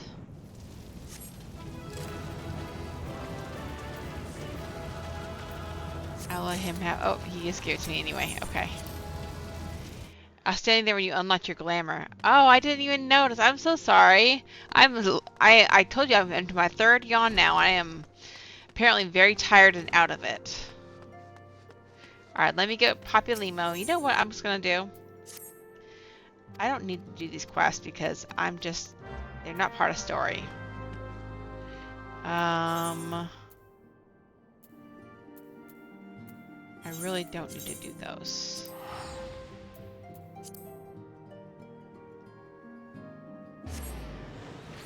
Are you also a sprout, or are you been playing for a while?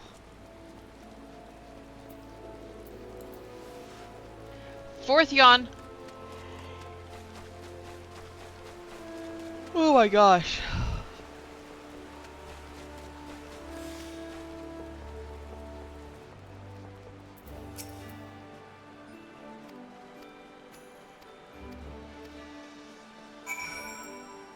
Okay.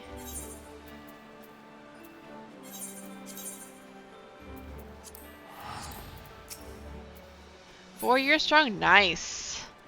Have you done all of story yet, or are you still in some other areas of story?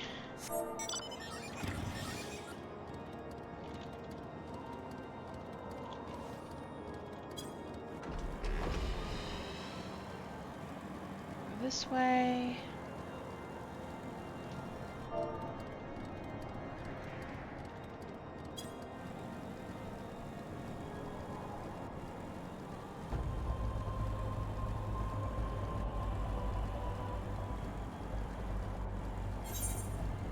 Oh. Let me see if I can go across these. You're caught up. Are you looking forward to the new expansion?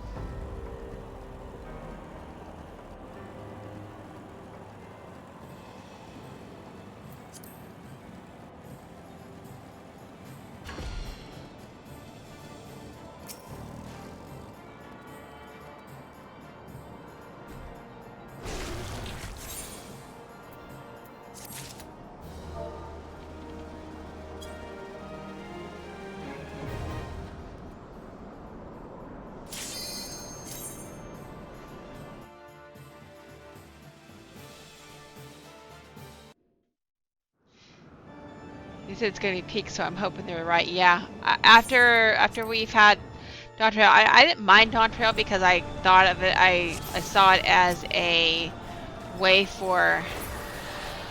I didn't even get to touch that one. So they saw Dawn Trail was like the new storyline, right? Like it's just it's a let me go back to. Because Endwalker is supposedly where am I going here?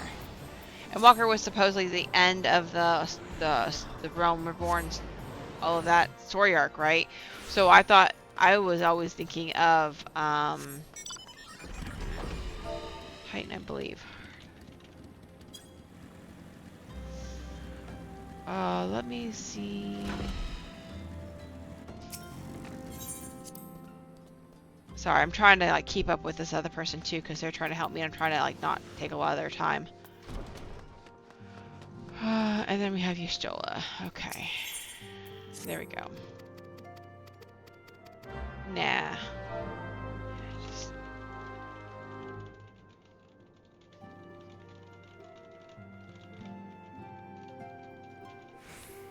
Five. Okay, go to Maelstrom.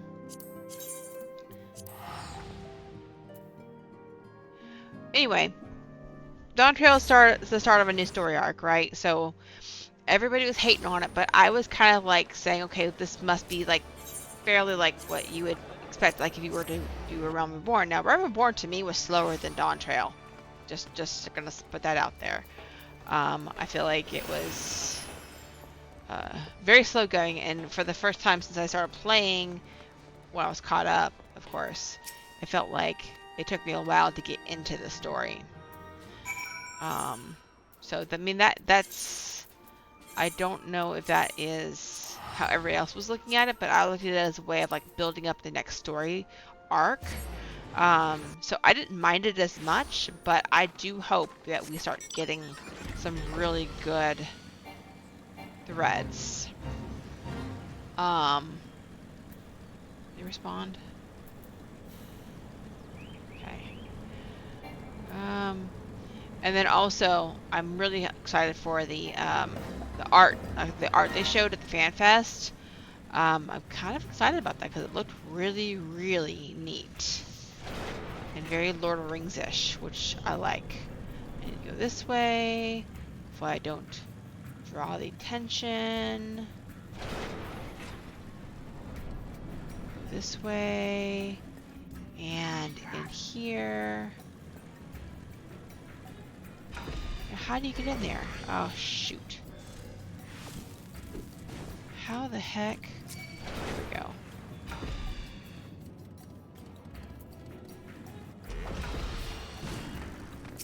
Oh, go away. I am trying to do something here, and you're not helping. Alright, let's try this now. Okay, we are unlocked now. Okay.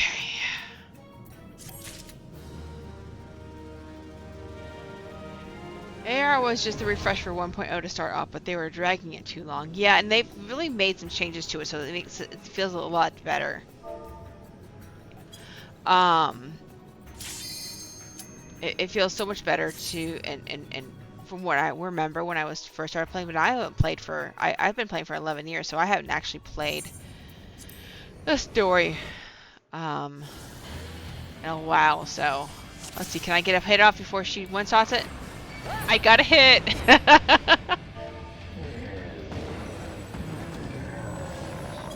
Alright, because of this wonderful person, I can now continue on with story. Okay. What did I just get? I like the Titan gear. What did I just get? Oh, I got the shield. Well, the shield is kind of fun. But now, while I am...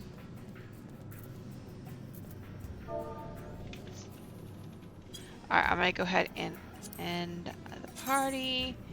I'm going to go and get...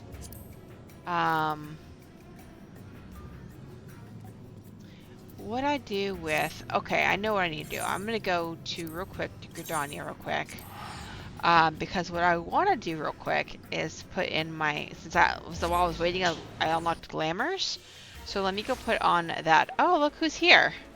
Hello, you must have made it over. I'm surprised you made it over. Welcome in, Blood. Alright, so...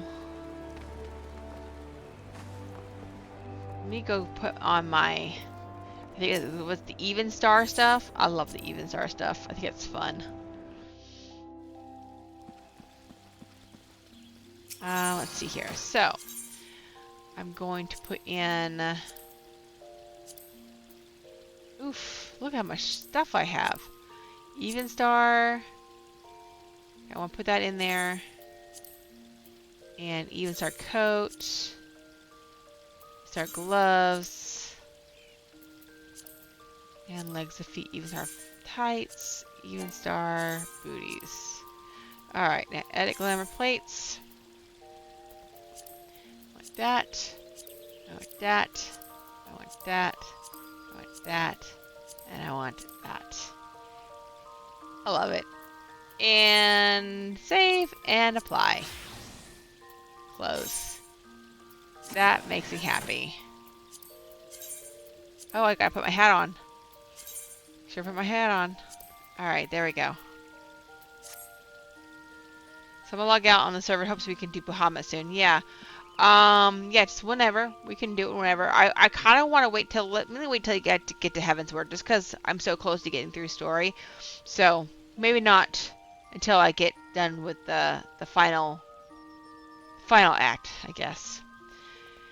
You should advertise, stream a game, and our... Well, I don't want to do that because people do that all the time for like the little like karaoke things that they do, or the ones for like the FC. I don't see a lot of people advertising streams for just gameplay. So, and besides that, I don't want to cause any confusion with like spoilers and stuff for people. So, right now I'm not gonna worry about that. If people want to watch on the stream, then they'll, instead of play, they'll go to Twitch and watch the stream. I'm not worried about it. I will grow in other ways, I feel like. Alright. Alright, so there's my glamour. I love it. It makes me so happy. This, to me, befits a bard. This is great bard gear to me. I like this a lot. In fact, I would totally cosplay this. I would totally rock this. I would love to do that. Alright. We need to go to Mordona.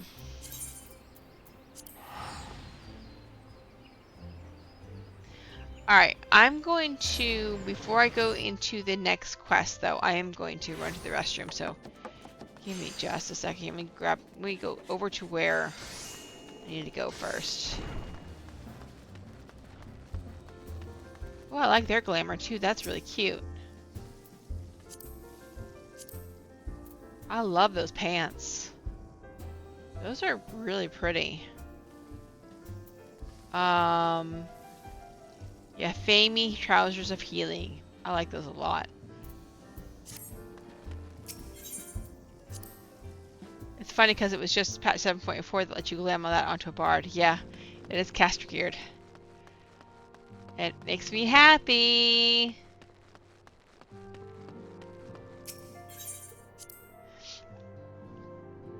Alright, so now that I'm here and I can now move on with story, I'm going to go ahead and pause for a few moments. I'm going to go use the restroom and I'll be right back after I get a drink of water.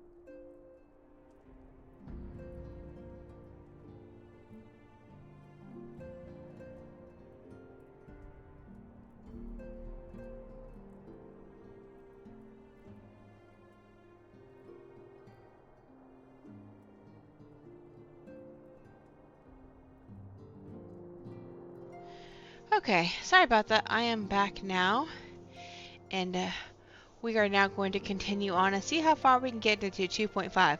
So, because of that small little, what do you call it? Pivot we had to do. I'm now 24 quests away.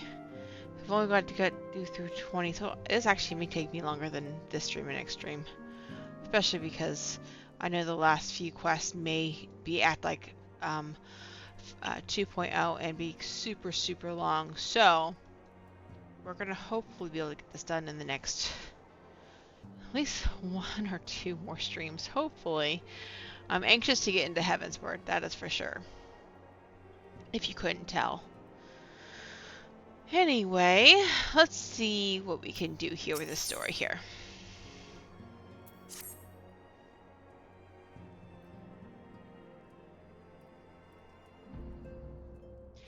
I am most eager to address the Ascian threat. However, we dare not neglect our other pressing concerns. We both know full well that Saint Shiva will not be the last primal we face, and our relationship with Ishgard is still tenuous at best. To think that the resolution of the primal threat was once the sole priority of the Scions of the Seventh Dawn. Some days I wonder if it was wise for us to take on so many other responsibilities. Lest you forget, antecedent, the Scions need not to shoulder the burden alone. Were not the Crystal Braves established for this very reason? True, we are presented with a multitude of problems. However, we have all the resources we need to address them in turn. Rhea, in particular, is ever a steadying hand, who I trust will continue to support the Braves. To what do we owe the pleasure? Have there been further developments regarding the situation in Ul'dah? As expected, the Immortal Flames have been struggling to cope with the revelation that one of their highest-ranking officers was a Garlean agent. Suffice it to say, Teleji Adeleji and his monetarist ilk have wasted no time in attempting to turn the situation to their advantage. Coupled with ongoing unrest, the Flames are finding themselves hard-pressed. Plainly, General Raban needs our help, and I will direct the Crystal Braves to offer what support they can. If I am to stay abreast of the latest developments and issues effective orders, however, I cannot afford to waste time traveling back and forth. And so for the foreseeable future, I think it would be best if I were to remain in Ul'dah, unless you have an objection? None whatsoever. We have matters here well in hand. Mombrida's research is proceeding as planned? So she tells me, though I'm not familiar with the details. Eorzea is poring over his tomes at the Waking Sands, and the others are contributing in their own ways. Alas, the key problem, how to form an ethereal blade at will, remains unsolved. Nevertheless, it is only a matter of time. Rhea, while we focus on that task, mayhap you could assist Alphino and his Braves with theirs? It would do so much to restore faith in the Immortal Flames if the Warrior of Light was seen working on their behalf. Never forget that your esteemed status allows you to act in ways that those more tightly bound to organizations and nations cannot. As ever, I implore you to do so. Not that your response was ever in doubt, but I humbly thank you once more for aiding our cause. Now then, there are preparations I must attend to before my departure, such as receiving Riol's latest report. He has proven to be quite skilled at gathering information others wish kept secret, hence why I placed him under my direct command and ordered him to investigate the Ul'dah riots. When you are finished here, join me outside. Depending on what he has to say, I may soon have a favor to ask. If there are any developments on our front, I shall inform you at once in the usual fashion.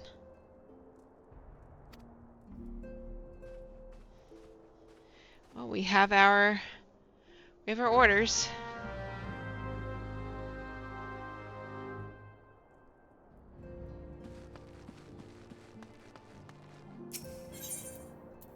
Oops, went a little too close there.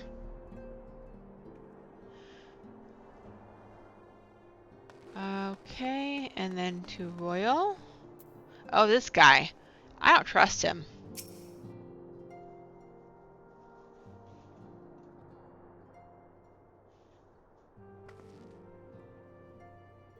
Pleasure as always, Rhea. You'll be escorting the commander to Ul'dah, I take it. Actually, I had another task in mind for her. If you would be so kind as to repeat your report for her benefit. Right then.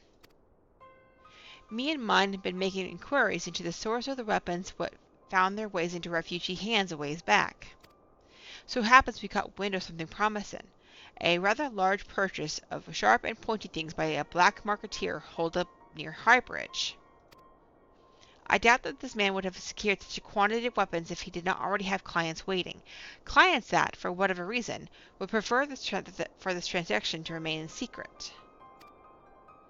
Brings to mind that merchant who caught an arrow while talking to Rhea, don't it?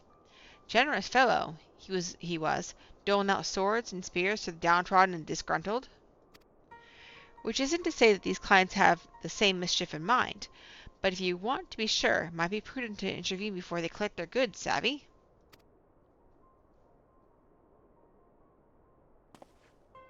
Seizing the weapons before they fall into the wrong hands would be for the best. However, if we strike at the appointed hour, we might capture the black marketeer as well as his clients. What say you, Rhea? Then it is settled. Rendezvous with Captain Elbert at Highbridge and intervene when the exchange takes place. Now then, if you'd excuse me, I must leave for Ul'dah. I expect good tidings. He expects good tidings, huh?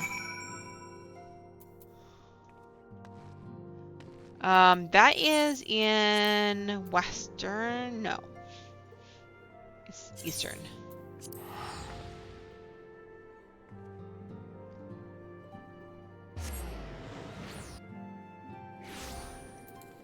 Okay.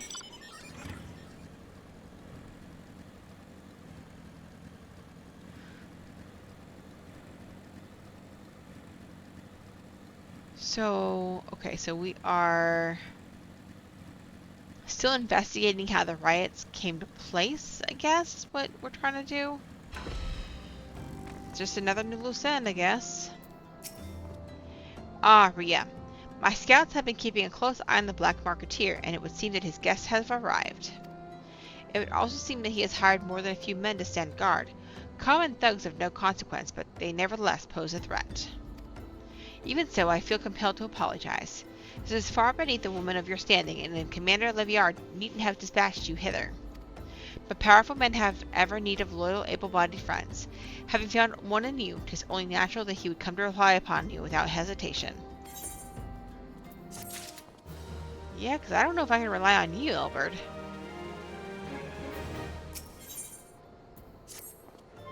Now then, we should make for the burning wall without delay and secure those weapons. I don't know what he said. Stupid mouse. I guess it is time to give up on my poor... I think it's a Logitech G40, I think? I might have to put in my... Go ahead and put the one that I actually have on backup. Because this is just not seeming to work properly for me anymore. Sadly.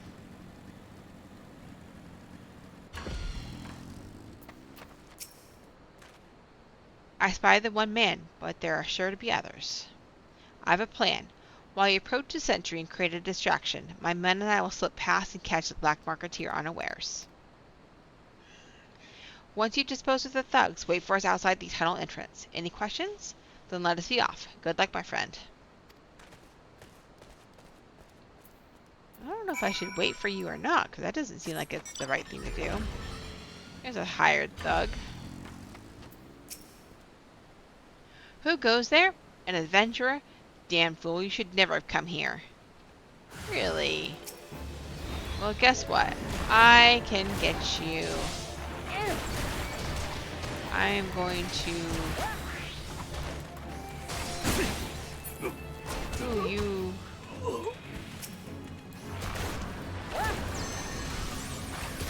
I don't know what you did just now, but okay. Now what? There's another one.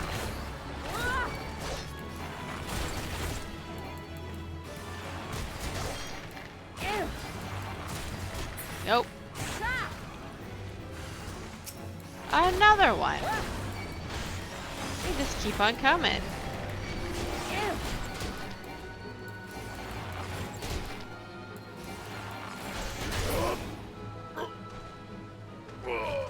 Alright, that's it looks like.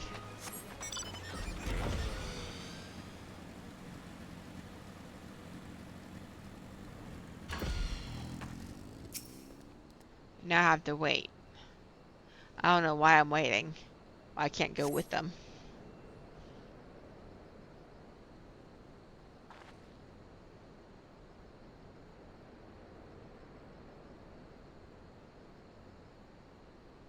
I don't understand. What's this all about? Grah!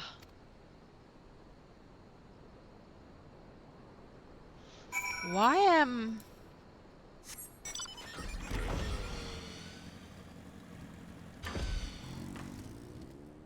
Okay. So you killed the guy without me being able to know who he is.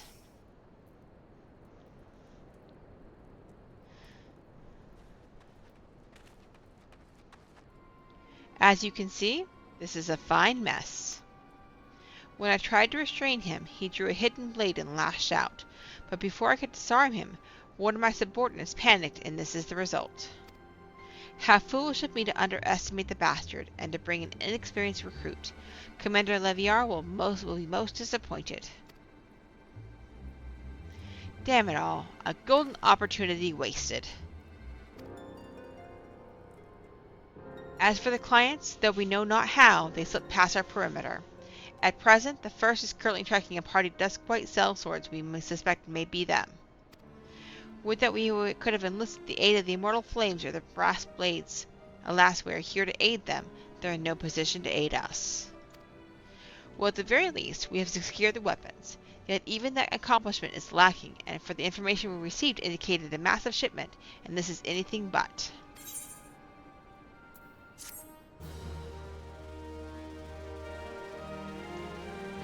Something doesn't feel right. Something just does not feel right.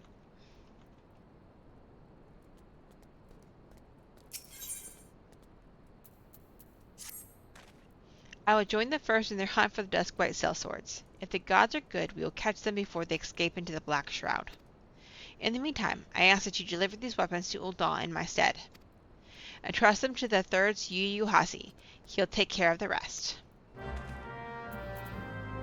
Alright.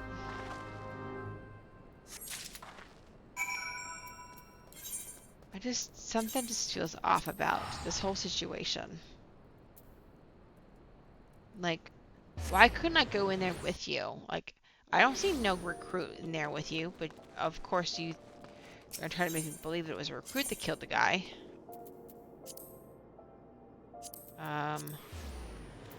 Okay, so I guess this is the easiest one.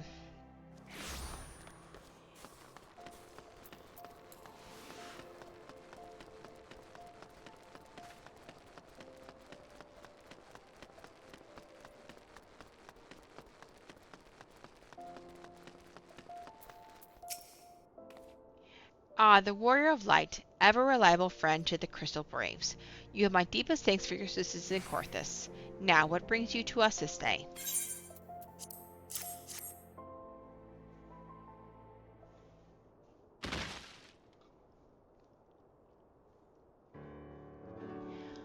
A gift of weapons from a certain black marketeer, courtesy of Captain Ilbert, you say. Understood. Once we've cataloged the contents, I'll have them delivered to the Hall of Flames. This cannot be everything, can it? Royal stated with confidence that there would be a far greater quantity of weapons. A blatant falsehood. Clearly, Royal was unfamiliar with the ways of Ul'dah merchants, who ever strive to present themselves as greater than they are. We should be thankful that his information was not completely erroneous, and that we managed to achieve anything of worth at all. It's still something worth celebrating, isn't it, Lieutenant? Besides, we've got more important things to worry about, like fighting those Garleans up north. There'll be no fighting if I have anything to say about it. Our orders are to stand watch, not to seek glory in battle. If you have no further need of us, then I shall take my unit to the cerealium processing plant. Time for the Fourth to earn their keep, eh? Fight well, alien, for the freedom of all.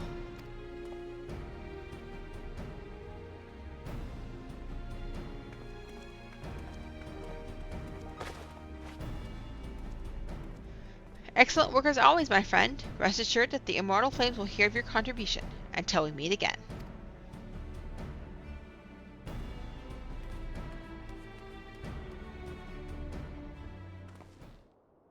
Rhea, a word if it please ye.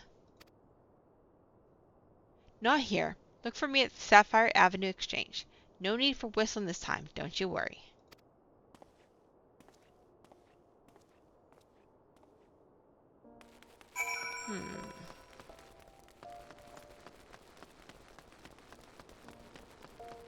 What could he want?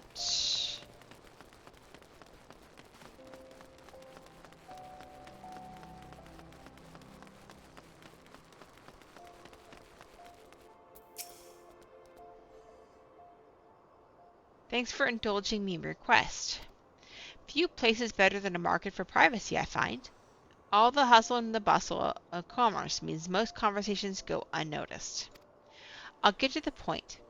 At the burner wall, when you and the captain interrupted the exchange, what happened?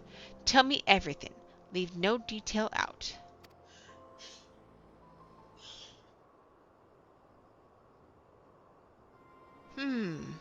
That's not quite how the first told it.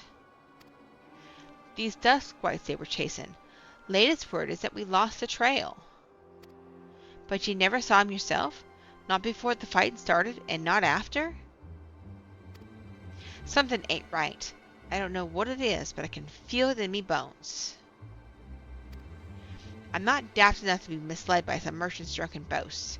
Our information was reliable, goddammit. I know he purchased those weapons.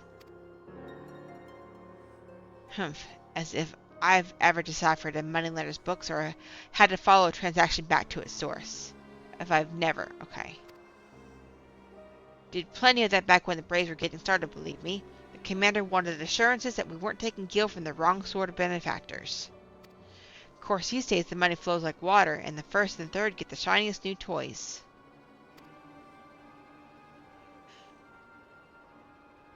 Forgive me, friend. I've got a lot on my mind these days, and I appreciate you lending an ear. Right then, best get back to it. So should I trust him? I don't know. Rhea, can you hear me? This is Tataru. Your presence is urgently requested at the Rising Stones. Please come and see me as soon as you are able. Now what? For goodness sake. Every time I turn around, I'm getting a link pearl.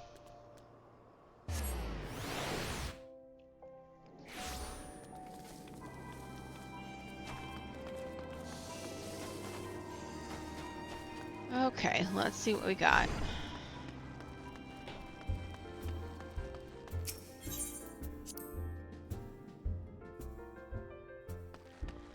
What you got for me, Tataru? Thank you for coming so quickly, Rhea. We've a guest from Ishgard who wishes to speak with you. A most, determined lady by all indications. Lady?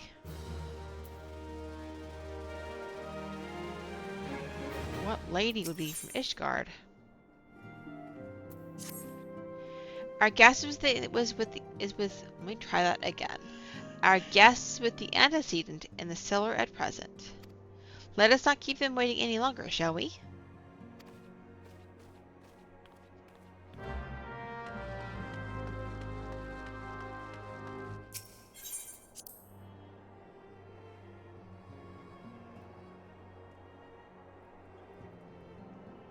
Oh, excuse me.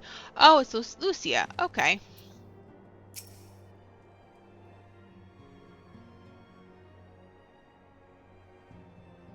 We have a guest from Ishgard who wishes to speak with you. I believe the two of you have met. We have.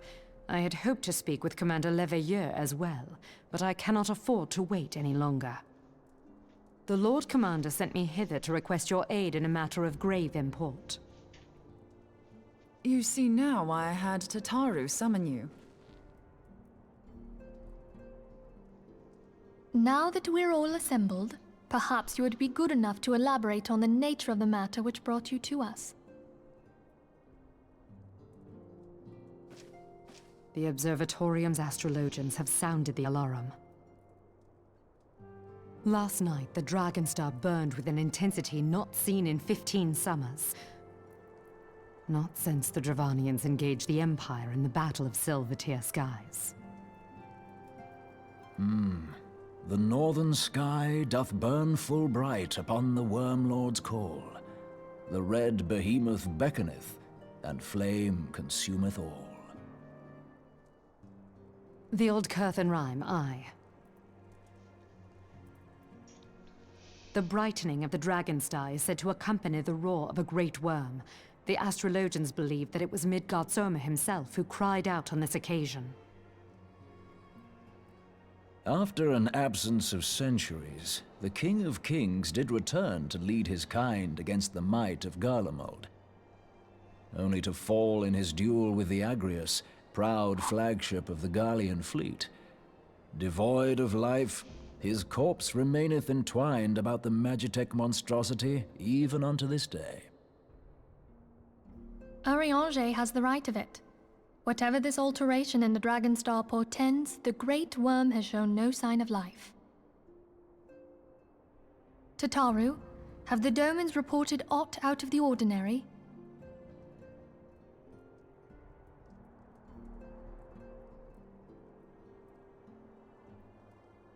Correct me if I'm wrong, but if Midgard-Zorma had roared, wouldn't we have heard it here in Revenant's Toll?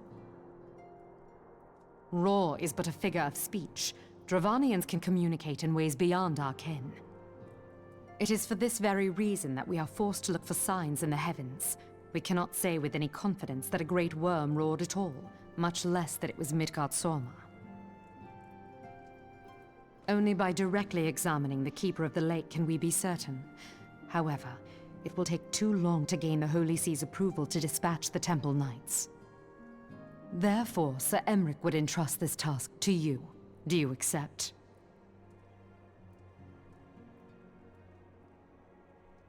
We knew you would not disappoint us. Now, if you would excuse me, I must return and assist the Lord Commander. We have precious little time to prepare. To prepare for what, pray tell? When a great worm roars, his brethren cannot choose but answer. We prepare for battle.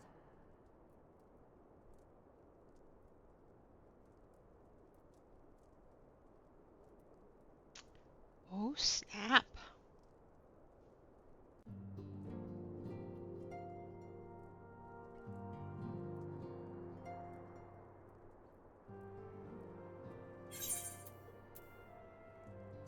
Forgive me if I say aught which you already know, but I would ensure that you understand the nature of your destination.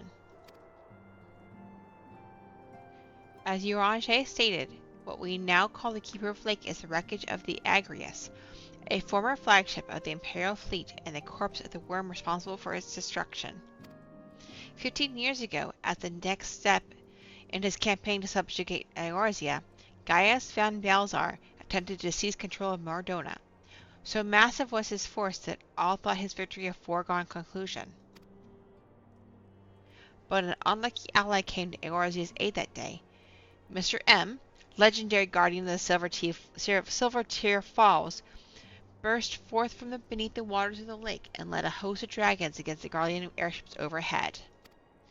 In what would later become known as the Battle of the Silvertear Skies, the Great Worm filled countless airships before engaging the Agrius. I did it again. That same explosion transformed Silvertear Falls into the desolate wasteland it is today, draining the lake of its waters and crystallizing aether for miles around. Yet a remnant of lake remains, and at its center a constant reminder of the fateful day long ago.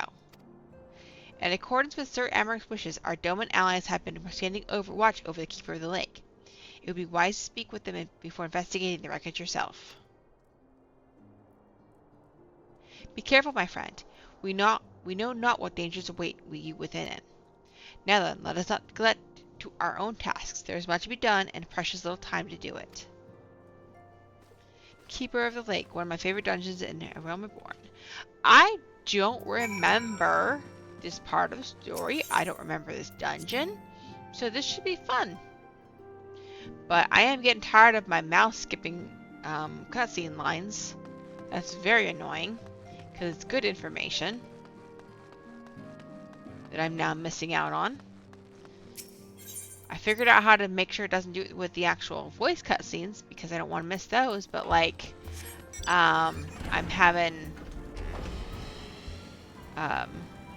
trouble doing that with the ones that I gotta speak on because I don't want to be rushed when I'm speaking, and sometimes I feel like I'm rushed, so I don't know. I guess I'm just gonna have to get the other mouse out.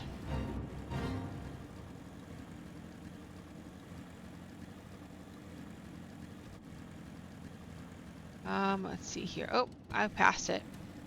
Where you at? There you are.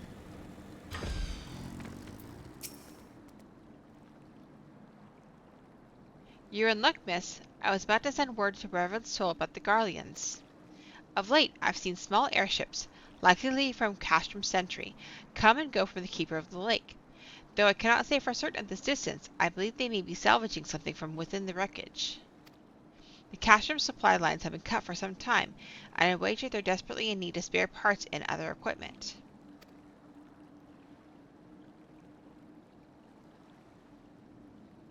So it's true then. The Ishgardians honestly fear that the worm might rise again?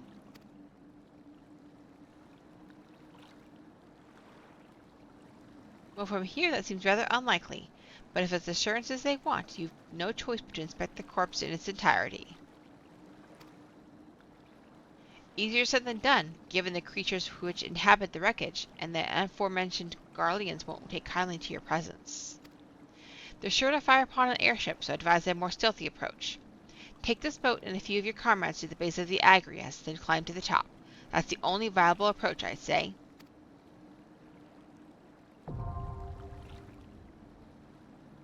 Okay, so we have time to do this. We're gonna go ahead and get this done. Especially since I can do it with NPCs.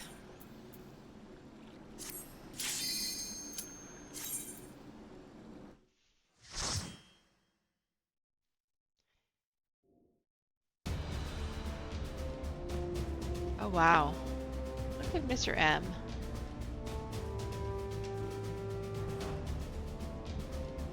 I don't remember him. I don't remember that part of the story where he did that. That's interesting. So basically they're saying that he has said something. He's made some sort of movement that's kind of stirred the other dragons, his children, to come into him. Go ahead and grab these guys. Go ahead and grab them for me. I'm gonna go see who else we can grab. Because, yeah, I don't remember this dungeon whatsoever. Oh, I can't go anywhere. Well, ain't that just some BS?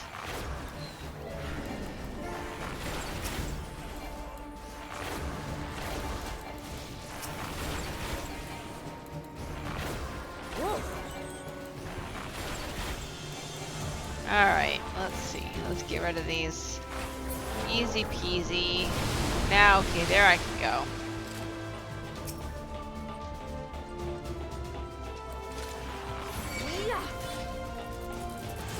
Grab that one. Grab you. Grab you. Son of the Keeper. That's interesting. Music is really good too in this dungeon.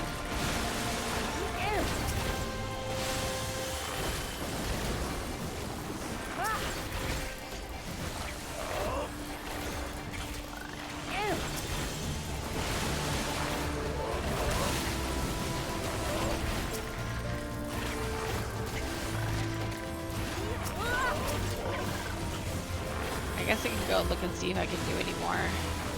I don't think I can. Nope, I can't do any more. Okay. Don't get greedy. Because that's how adventurers die.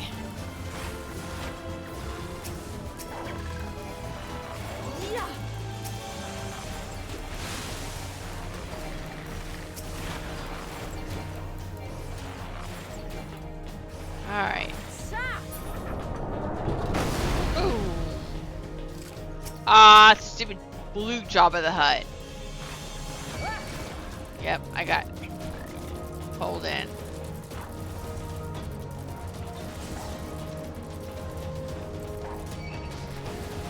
Get rid of him. Thank you. Okay. Oh, okay. So this is how Liberty dies with thunderous applause. I believe it's the final dungeon for... It's not... Is the Chrysalis, is that a trial?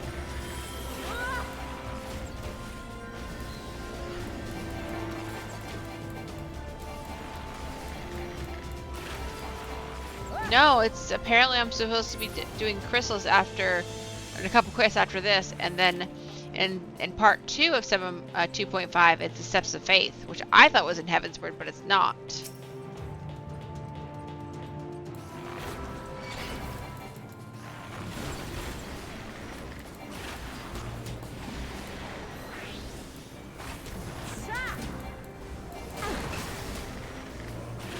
Yeah, I thought so too. I also thought that Steps of Faith was, but I guess Steps of Faith is like our lead up to being able to, I don't know. I can't remember what to do with these.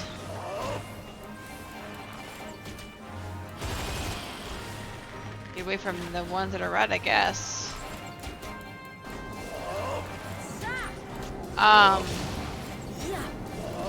Yeah, Steps of Faith is definitely not my favorite.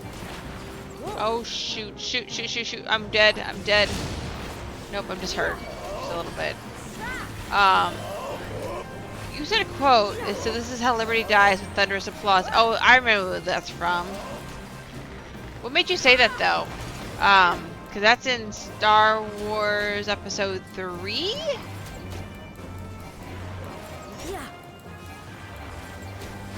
What made you say that? I'm curious. Oh, get out of here.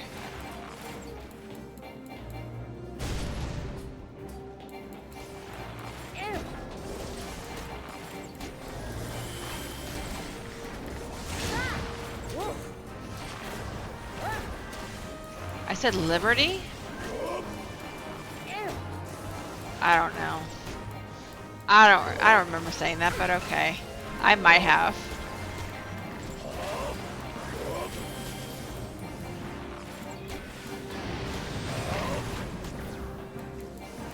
This guy is taking forever to die. I guess we're going over here. Am I gonna die? Oh shit, that hurt. Heal me up, heal me up. I missed my dancer dashes. Oh, look at that! I am now 53. Nice. Just pew pew, it's over.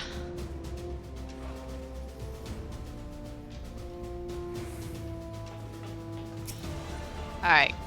Grab the Garleans for me. I don't think I'm gonna be able to get into here. Yeah. I feel like I'm in the Praetorium all over again.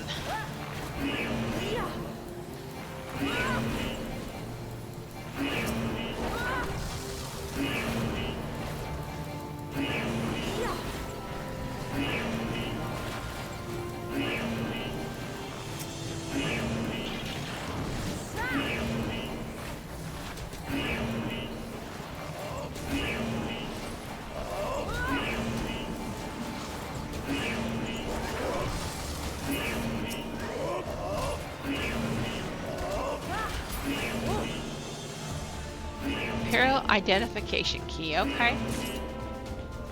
They sounded the alarm, I guess.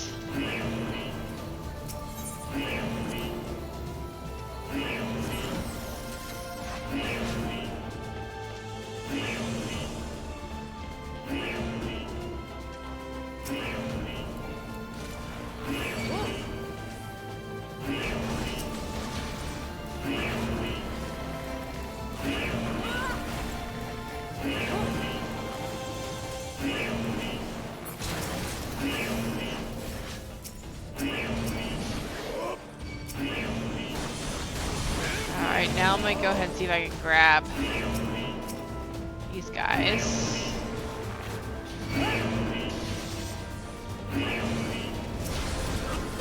I'm going to get this guy out of the way though. Because he's gonna give us some problems, I think.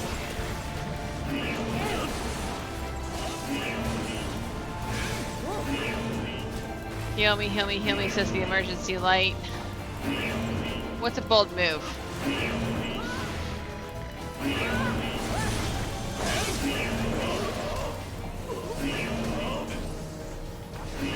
Considering both my healer and my tank are dying. I don't know, man. Well, I have been able to actually do wall to wall with the NPCs. I just got to be very careful with it. This guy is getting on my nerves. Up, up. Tank is dead. Tank is dead. Tank is dead. Tank is dead. Tank is dead.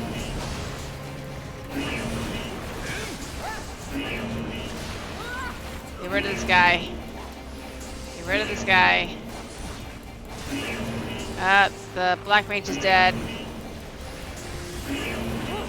And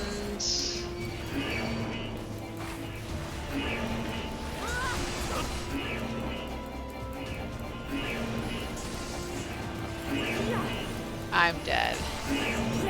Dang it, I was trying to get rid of this guy.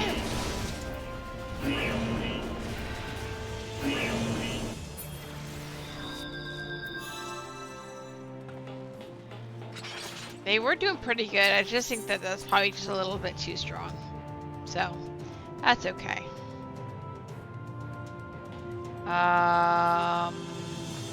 This way, I guess? Yeah.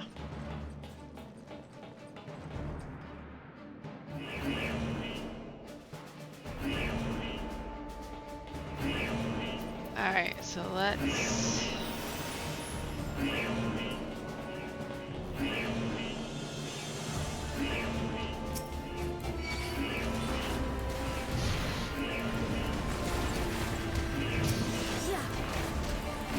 rid of this guy.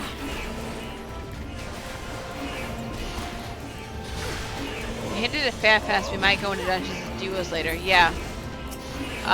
Why am I getting hit so hard? Like, come on, dude. Stop this shit. Like, he's ridiculous. They had talked about that in FFXIV, but they're doing too.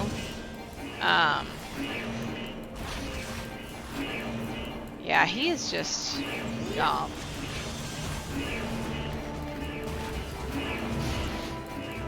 Alright.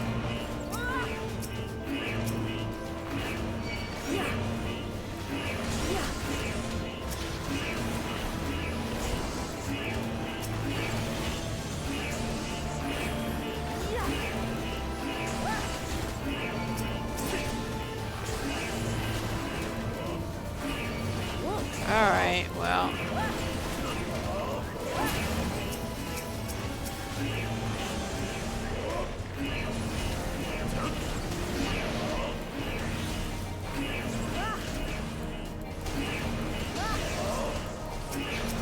Rid of this guy. He's just being obnoxious.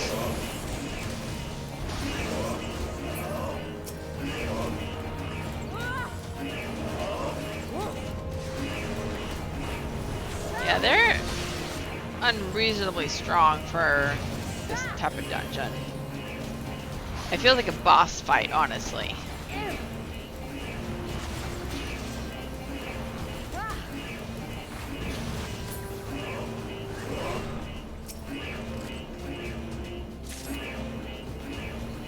Okay.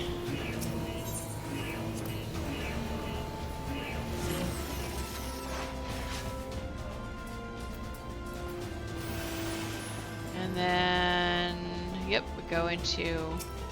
Man, I don't remember any of these fights.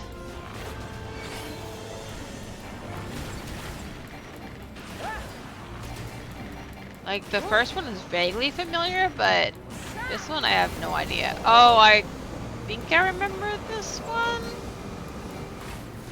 Stay away from the fire. Does he do lines of fire, I think?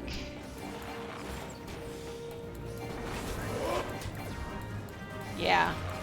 He drops puddles.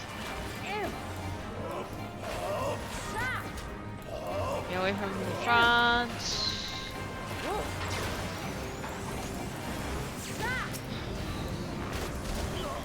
I feel like my character's like, stop!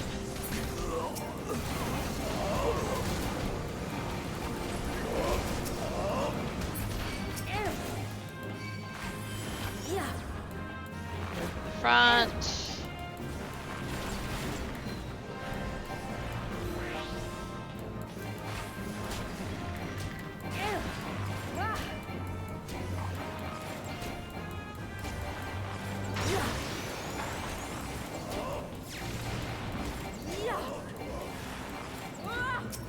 Another one of those stupid things.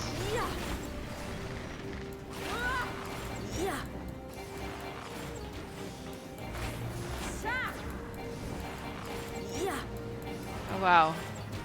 What's he gonna do?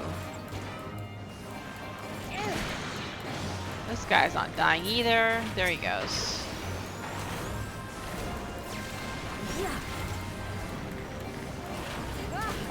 Alright, now he's dead. Lines of fire and maybe pick up tanks and move them when they respawn. Unless that was the first fight. Yeah, the first fight, I thought you picked up the tanks, but you didn't pick them up. They didn't do anything, so you just kind of had to like stay away from the ones that had glowed red. I swear I think they nerfed this fight. Is there like a hard mode of this dungeon? Maybe? Oh look, there's a Garlean agent. We know what we're doing.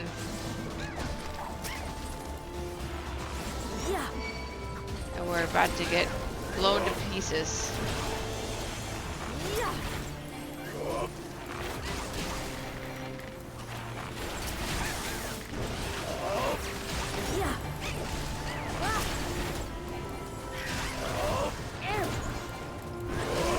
Yeah, maybe. That's a very good possibility.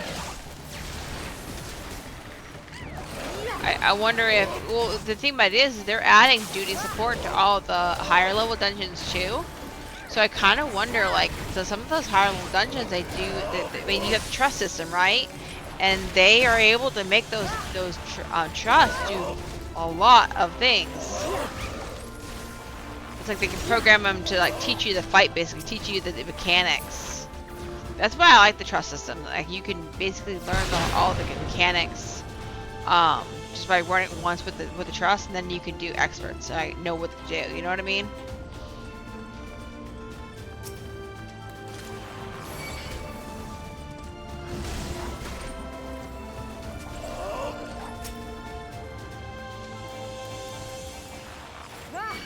I love the trust system because it feels like you're not wasting other people's time. Yeah, that is true. But I think they did design that just because they knew, one, I think they knew that the queues were going to be awful. But also, some people prefer not to go into dungeons with other people. I am kind of like torn on both ends. If you queue with other people and you know the fight, it goes so much faster. But the queues themselves, sometimes they can take almost as long as the entire dungeon, especially if you're DPS. But I guess that's why I married a white mage to help me with some of those queues.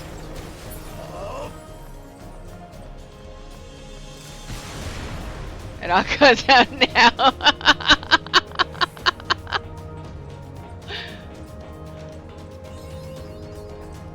Oh shit! This is this dungeon?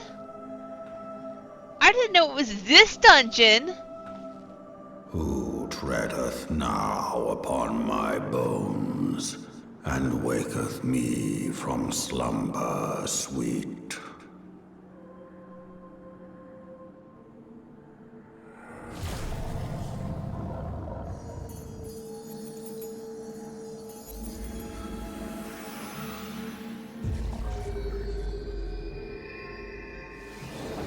Thou hast forgotten the face of thy lord.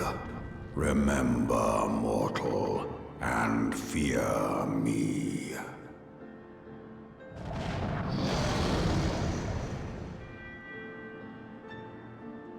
I did not know that we were meeting Mr. M right now. Here's another good reason to do it with trust or NPCs. You can take your time in the cutscenes without worrying about that you're wasting people's time, or that they're going to pull before you, or they're going to get mad because you have to do the cutscene. Mr. M, you sound so sleepy. Yawn, son. Wake up and don't be so grumpy. I remember this dungeon being incredibly difficult.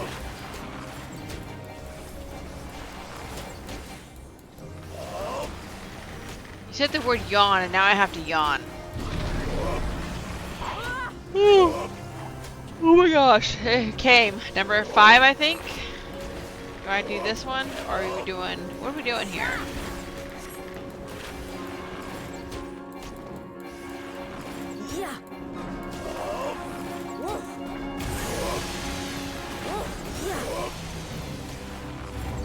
Lots of dungeon dodging. Oh. Song on.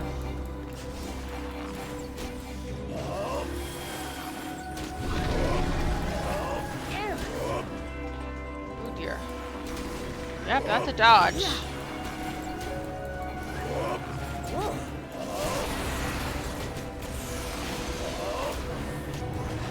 How bold thy defiance. Now we're gonna talk like Eorzea, aren't we?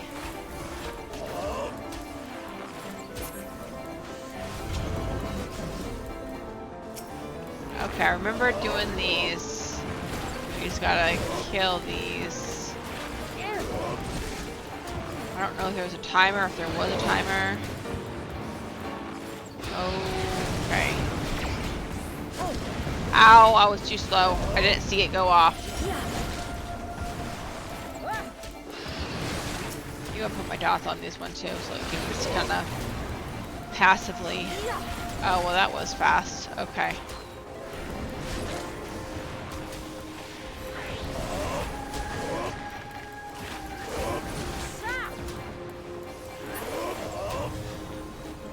Alright, now I can do Mr. M.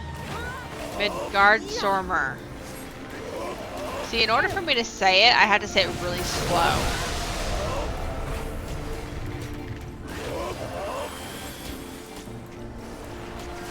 Oh, what I wouldn't give for my dancer shield right now. Not really a shield. It's just a buff, a defense buff.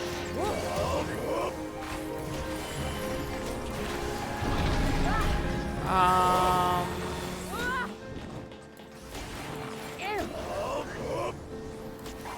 can't remember if you can fall off on here. I don't want to risk it. Oh! I forgot my dots again. But at least I didn't get hit by that this time. Get away from the tank.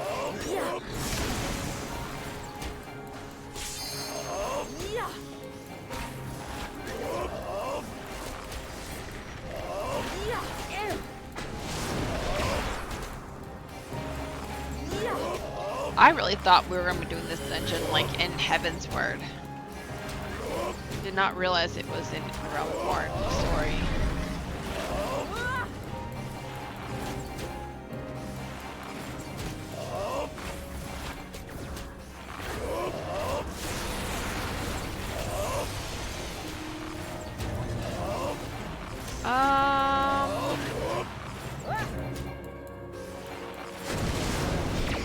just on rinse and repeat right now, so I'm just gonna do that. And get hit by this doggone tank. Oh, I didn't. Okay.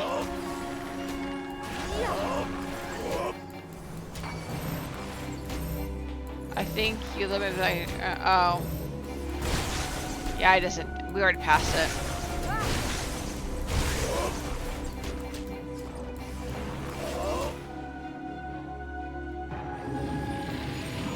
Got a lot of XP out of that.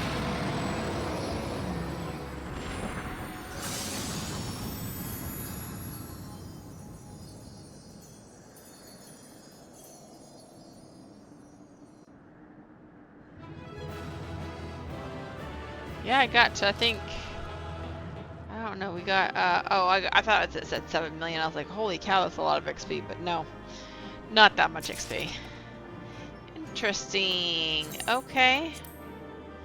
Well, let's, see what we got in this cutscene here and wrap this up.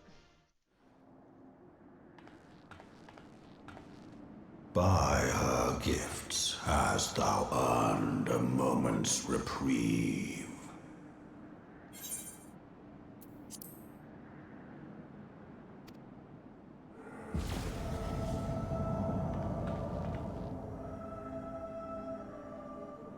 Speak, mortal, and I shall listen.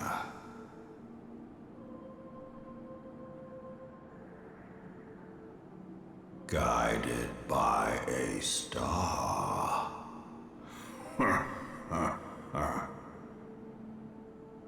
My people have heard the song.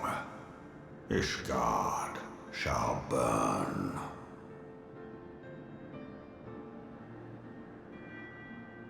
Sons must answer for their father's misdeeds. We do not forget. We do not forgive.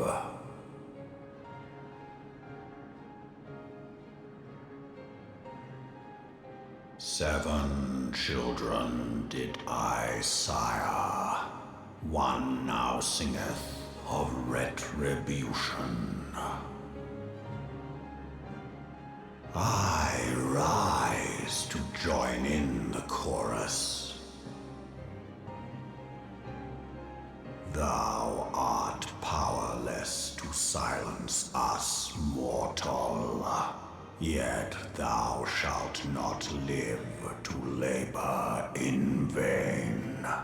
Thy reprieve is at an end.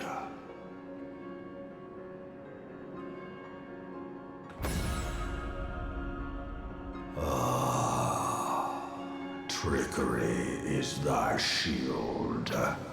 This frail, ignoble creature is not gifted, but chosen.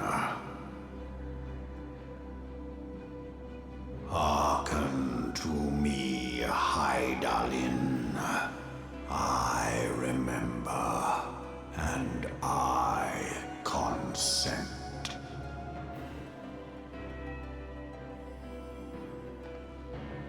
Fear not, mortal. I shall not harm thee.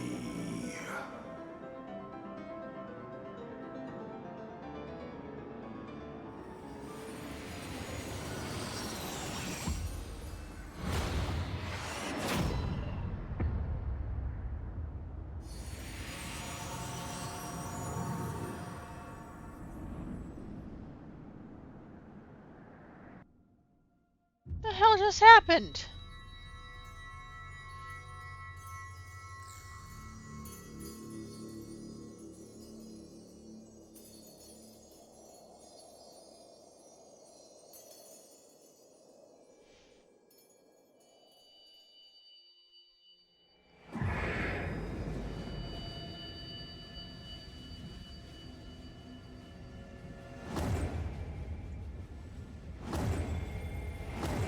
What is going on?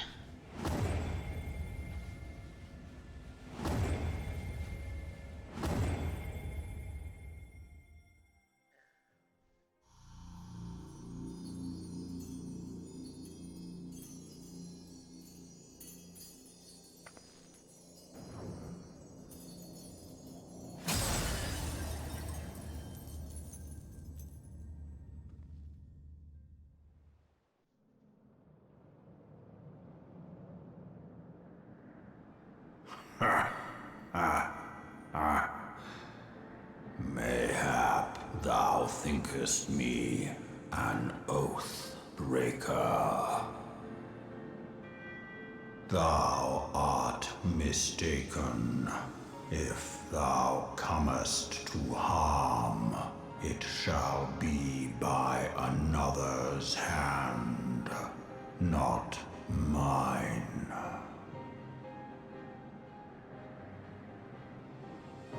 I did but strip thee of thy mistress's feeble blessing. Thou didst profit much by her grace, but no more. Say what now?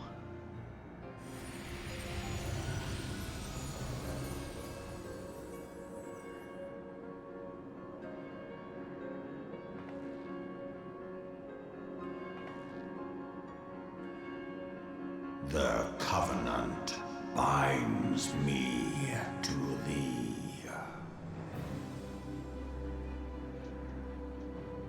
I shall watch, listen, and wait. Fight and struggle, if it be thy will. Man hath ever coveted that which lieth beyond his grasp.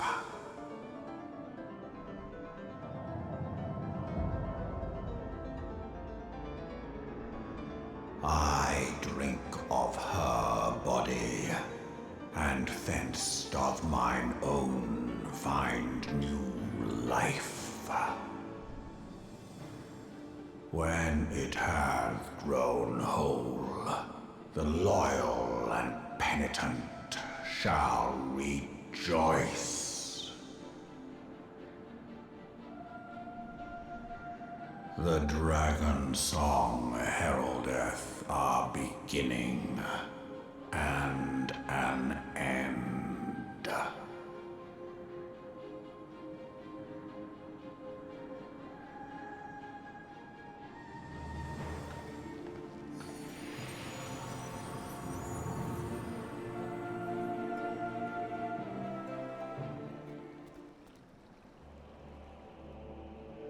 Oh, I got a minion.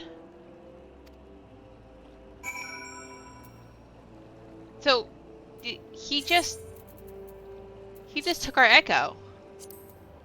Is what he just said. I'm not happy about that. But I mean, honestly, Hydaelyn was talking to us anyway, so. Anywho. Oh, that was a fun dungeon, and that was also a fun cutscene. The story just got a little real there. Let me see if there is anybody that we can. We are at the end of our time. We're actually a little bit past. But what I'm going to go ahead and do is I'm going to see if there's anybody that is streaming. Just regular story or just doing other things on the actual game, because that's always fun, right? Let's see. I don't want to do anything that's doing story with above what we've been doing tonight because I don't want it to spoil anything. So let's see. Okay, this person is in A Realm Reborn, so we can take a look here and see. Oh, what just happened?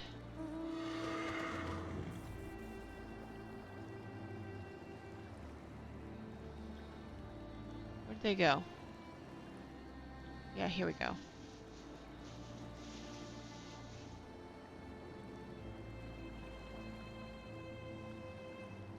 Yeah, they're doing some cool stuff, so they're doing the story as well. So, hey, I appreciate everybody joining, and I'll be back on Monday morning, 1 a.m. Eastern Standard Time, for hopefully, probably not the full 2.5, but we're going to get a substantial chunk of it, I think, done. So I'm excited for that. We'll at least get part 1 done for sure. But yeah, I really do appreciate you guys. If you want to join the community, make sure you drop by the Discord. Yes, it's very small right now, but we are building it, and so come on in, join this from the ground up. But yeah, I appreciate you guys. I'm going to go ahead and I'm going to start this raid, and I will see you guys on Monday morning. Bye.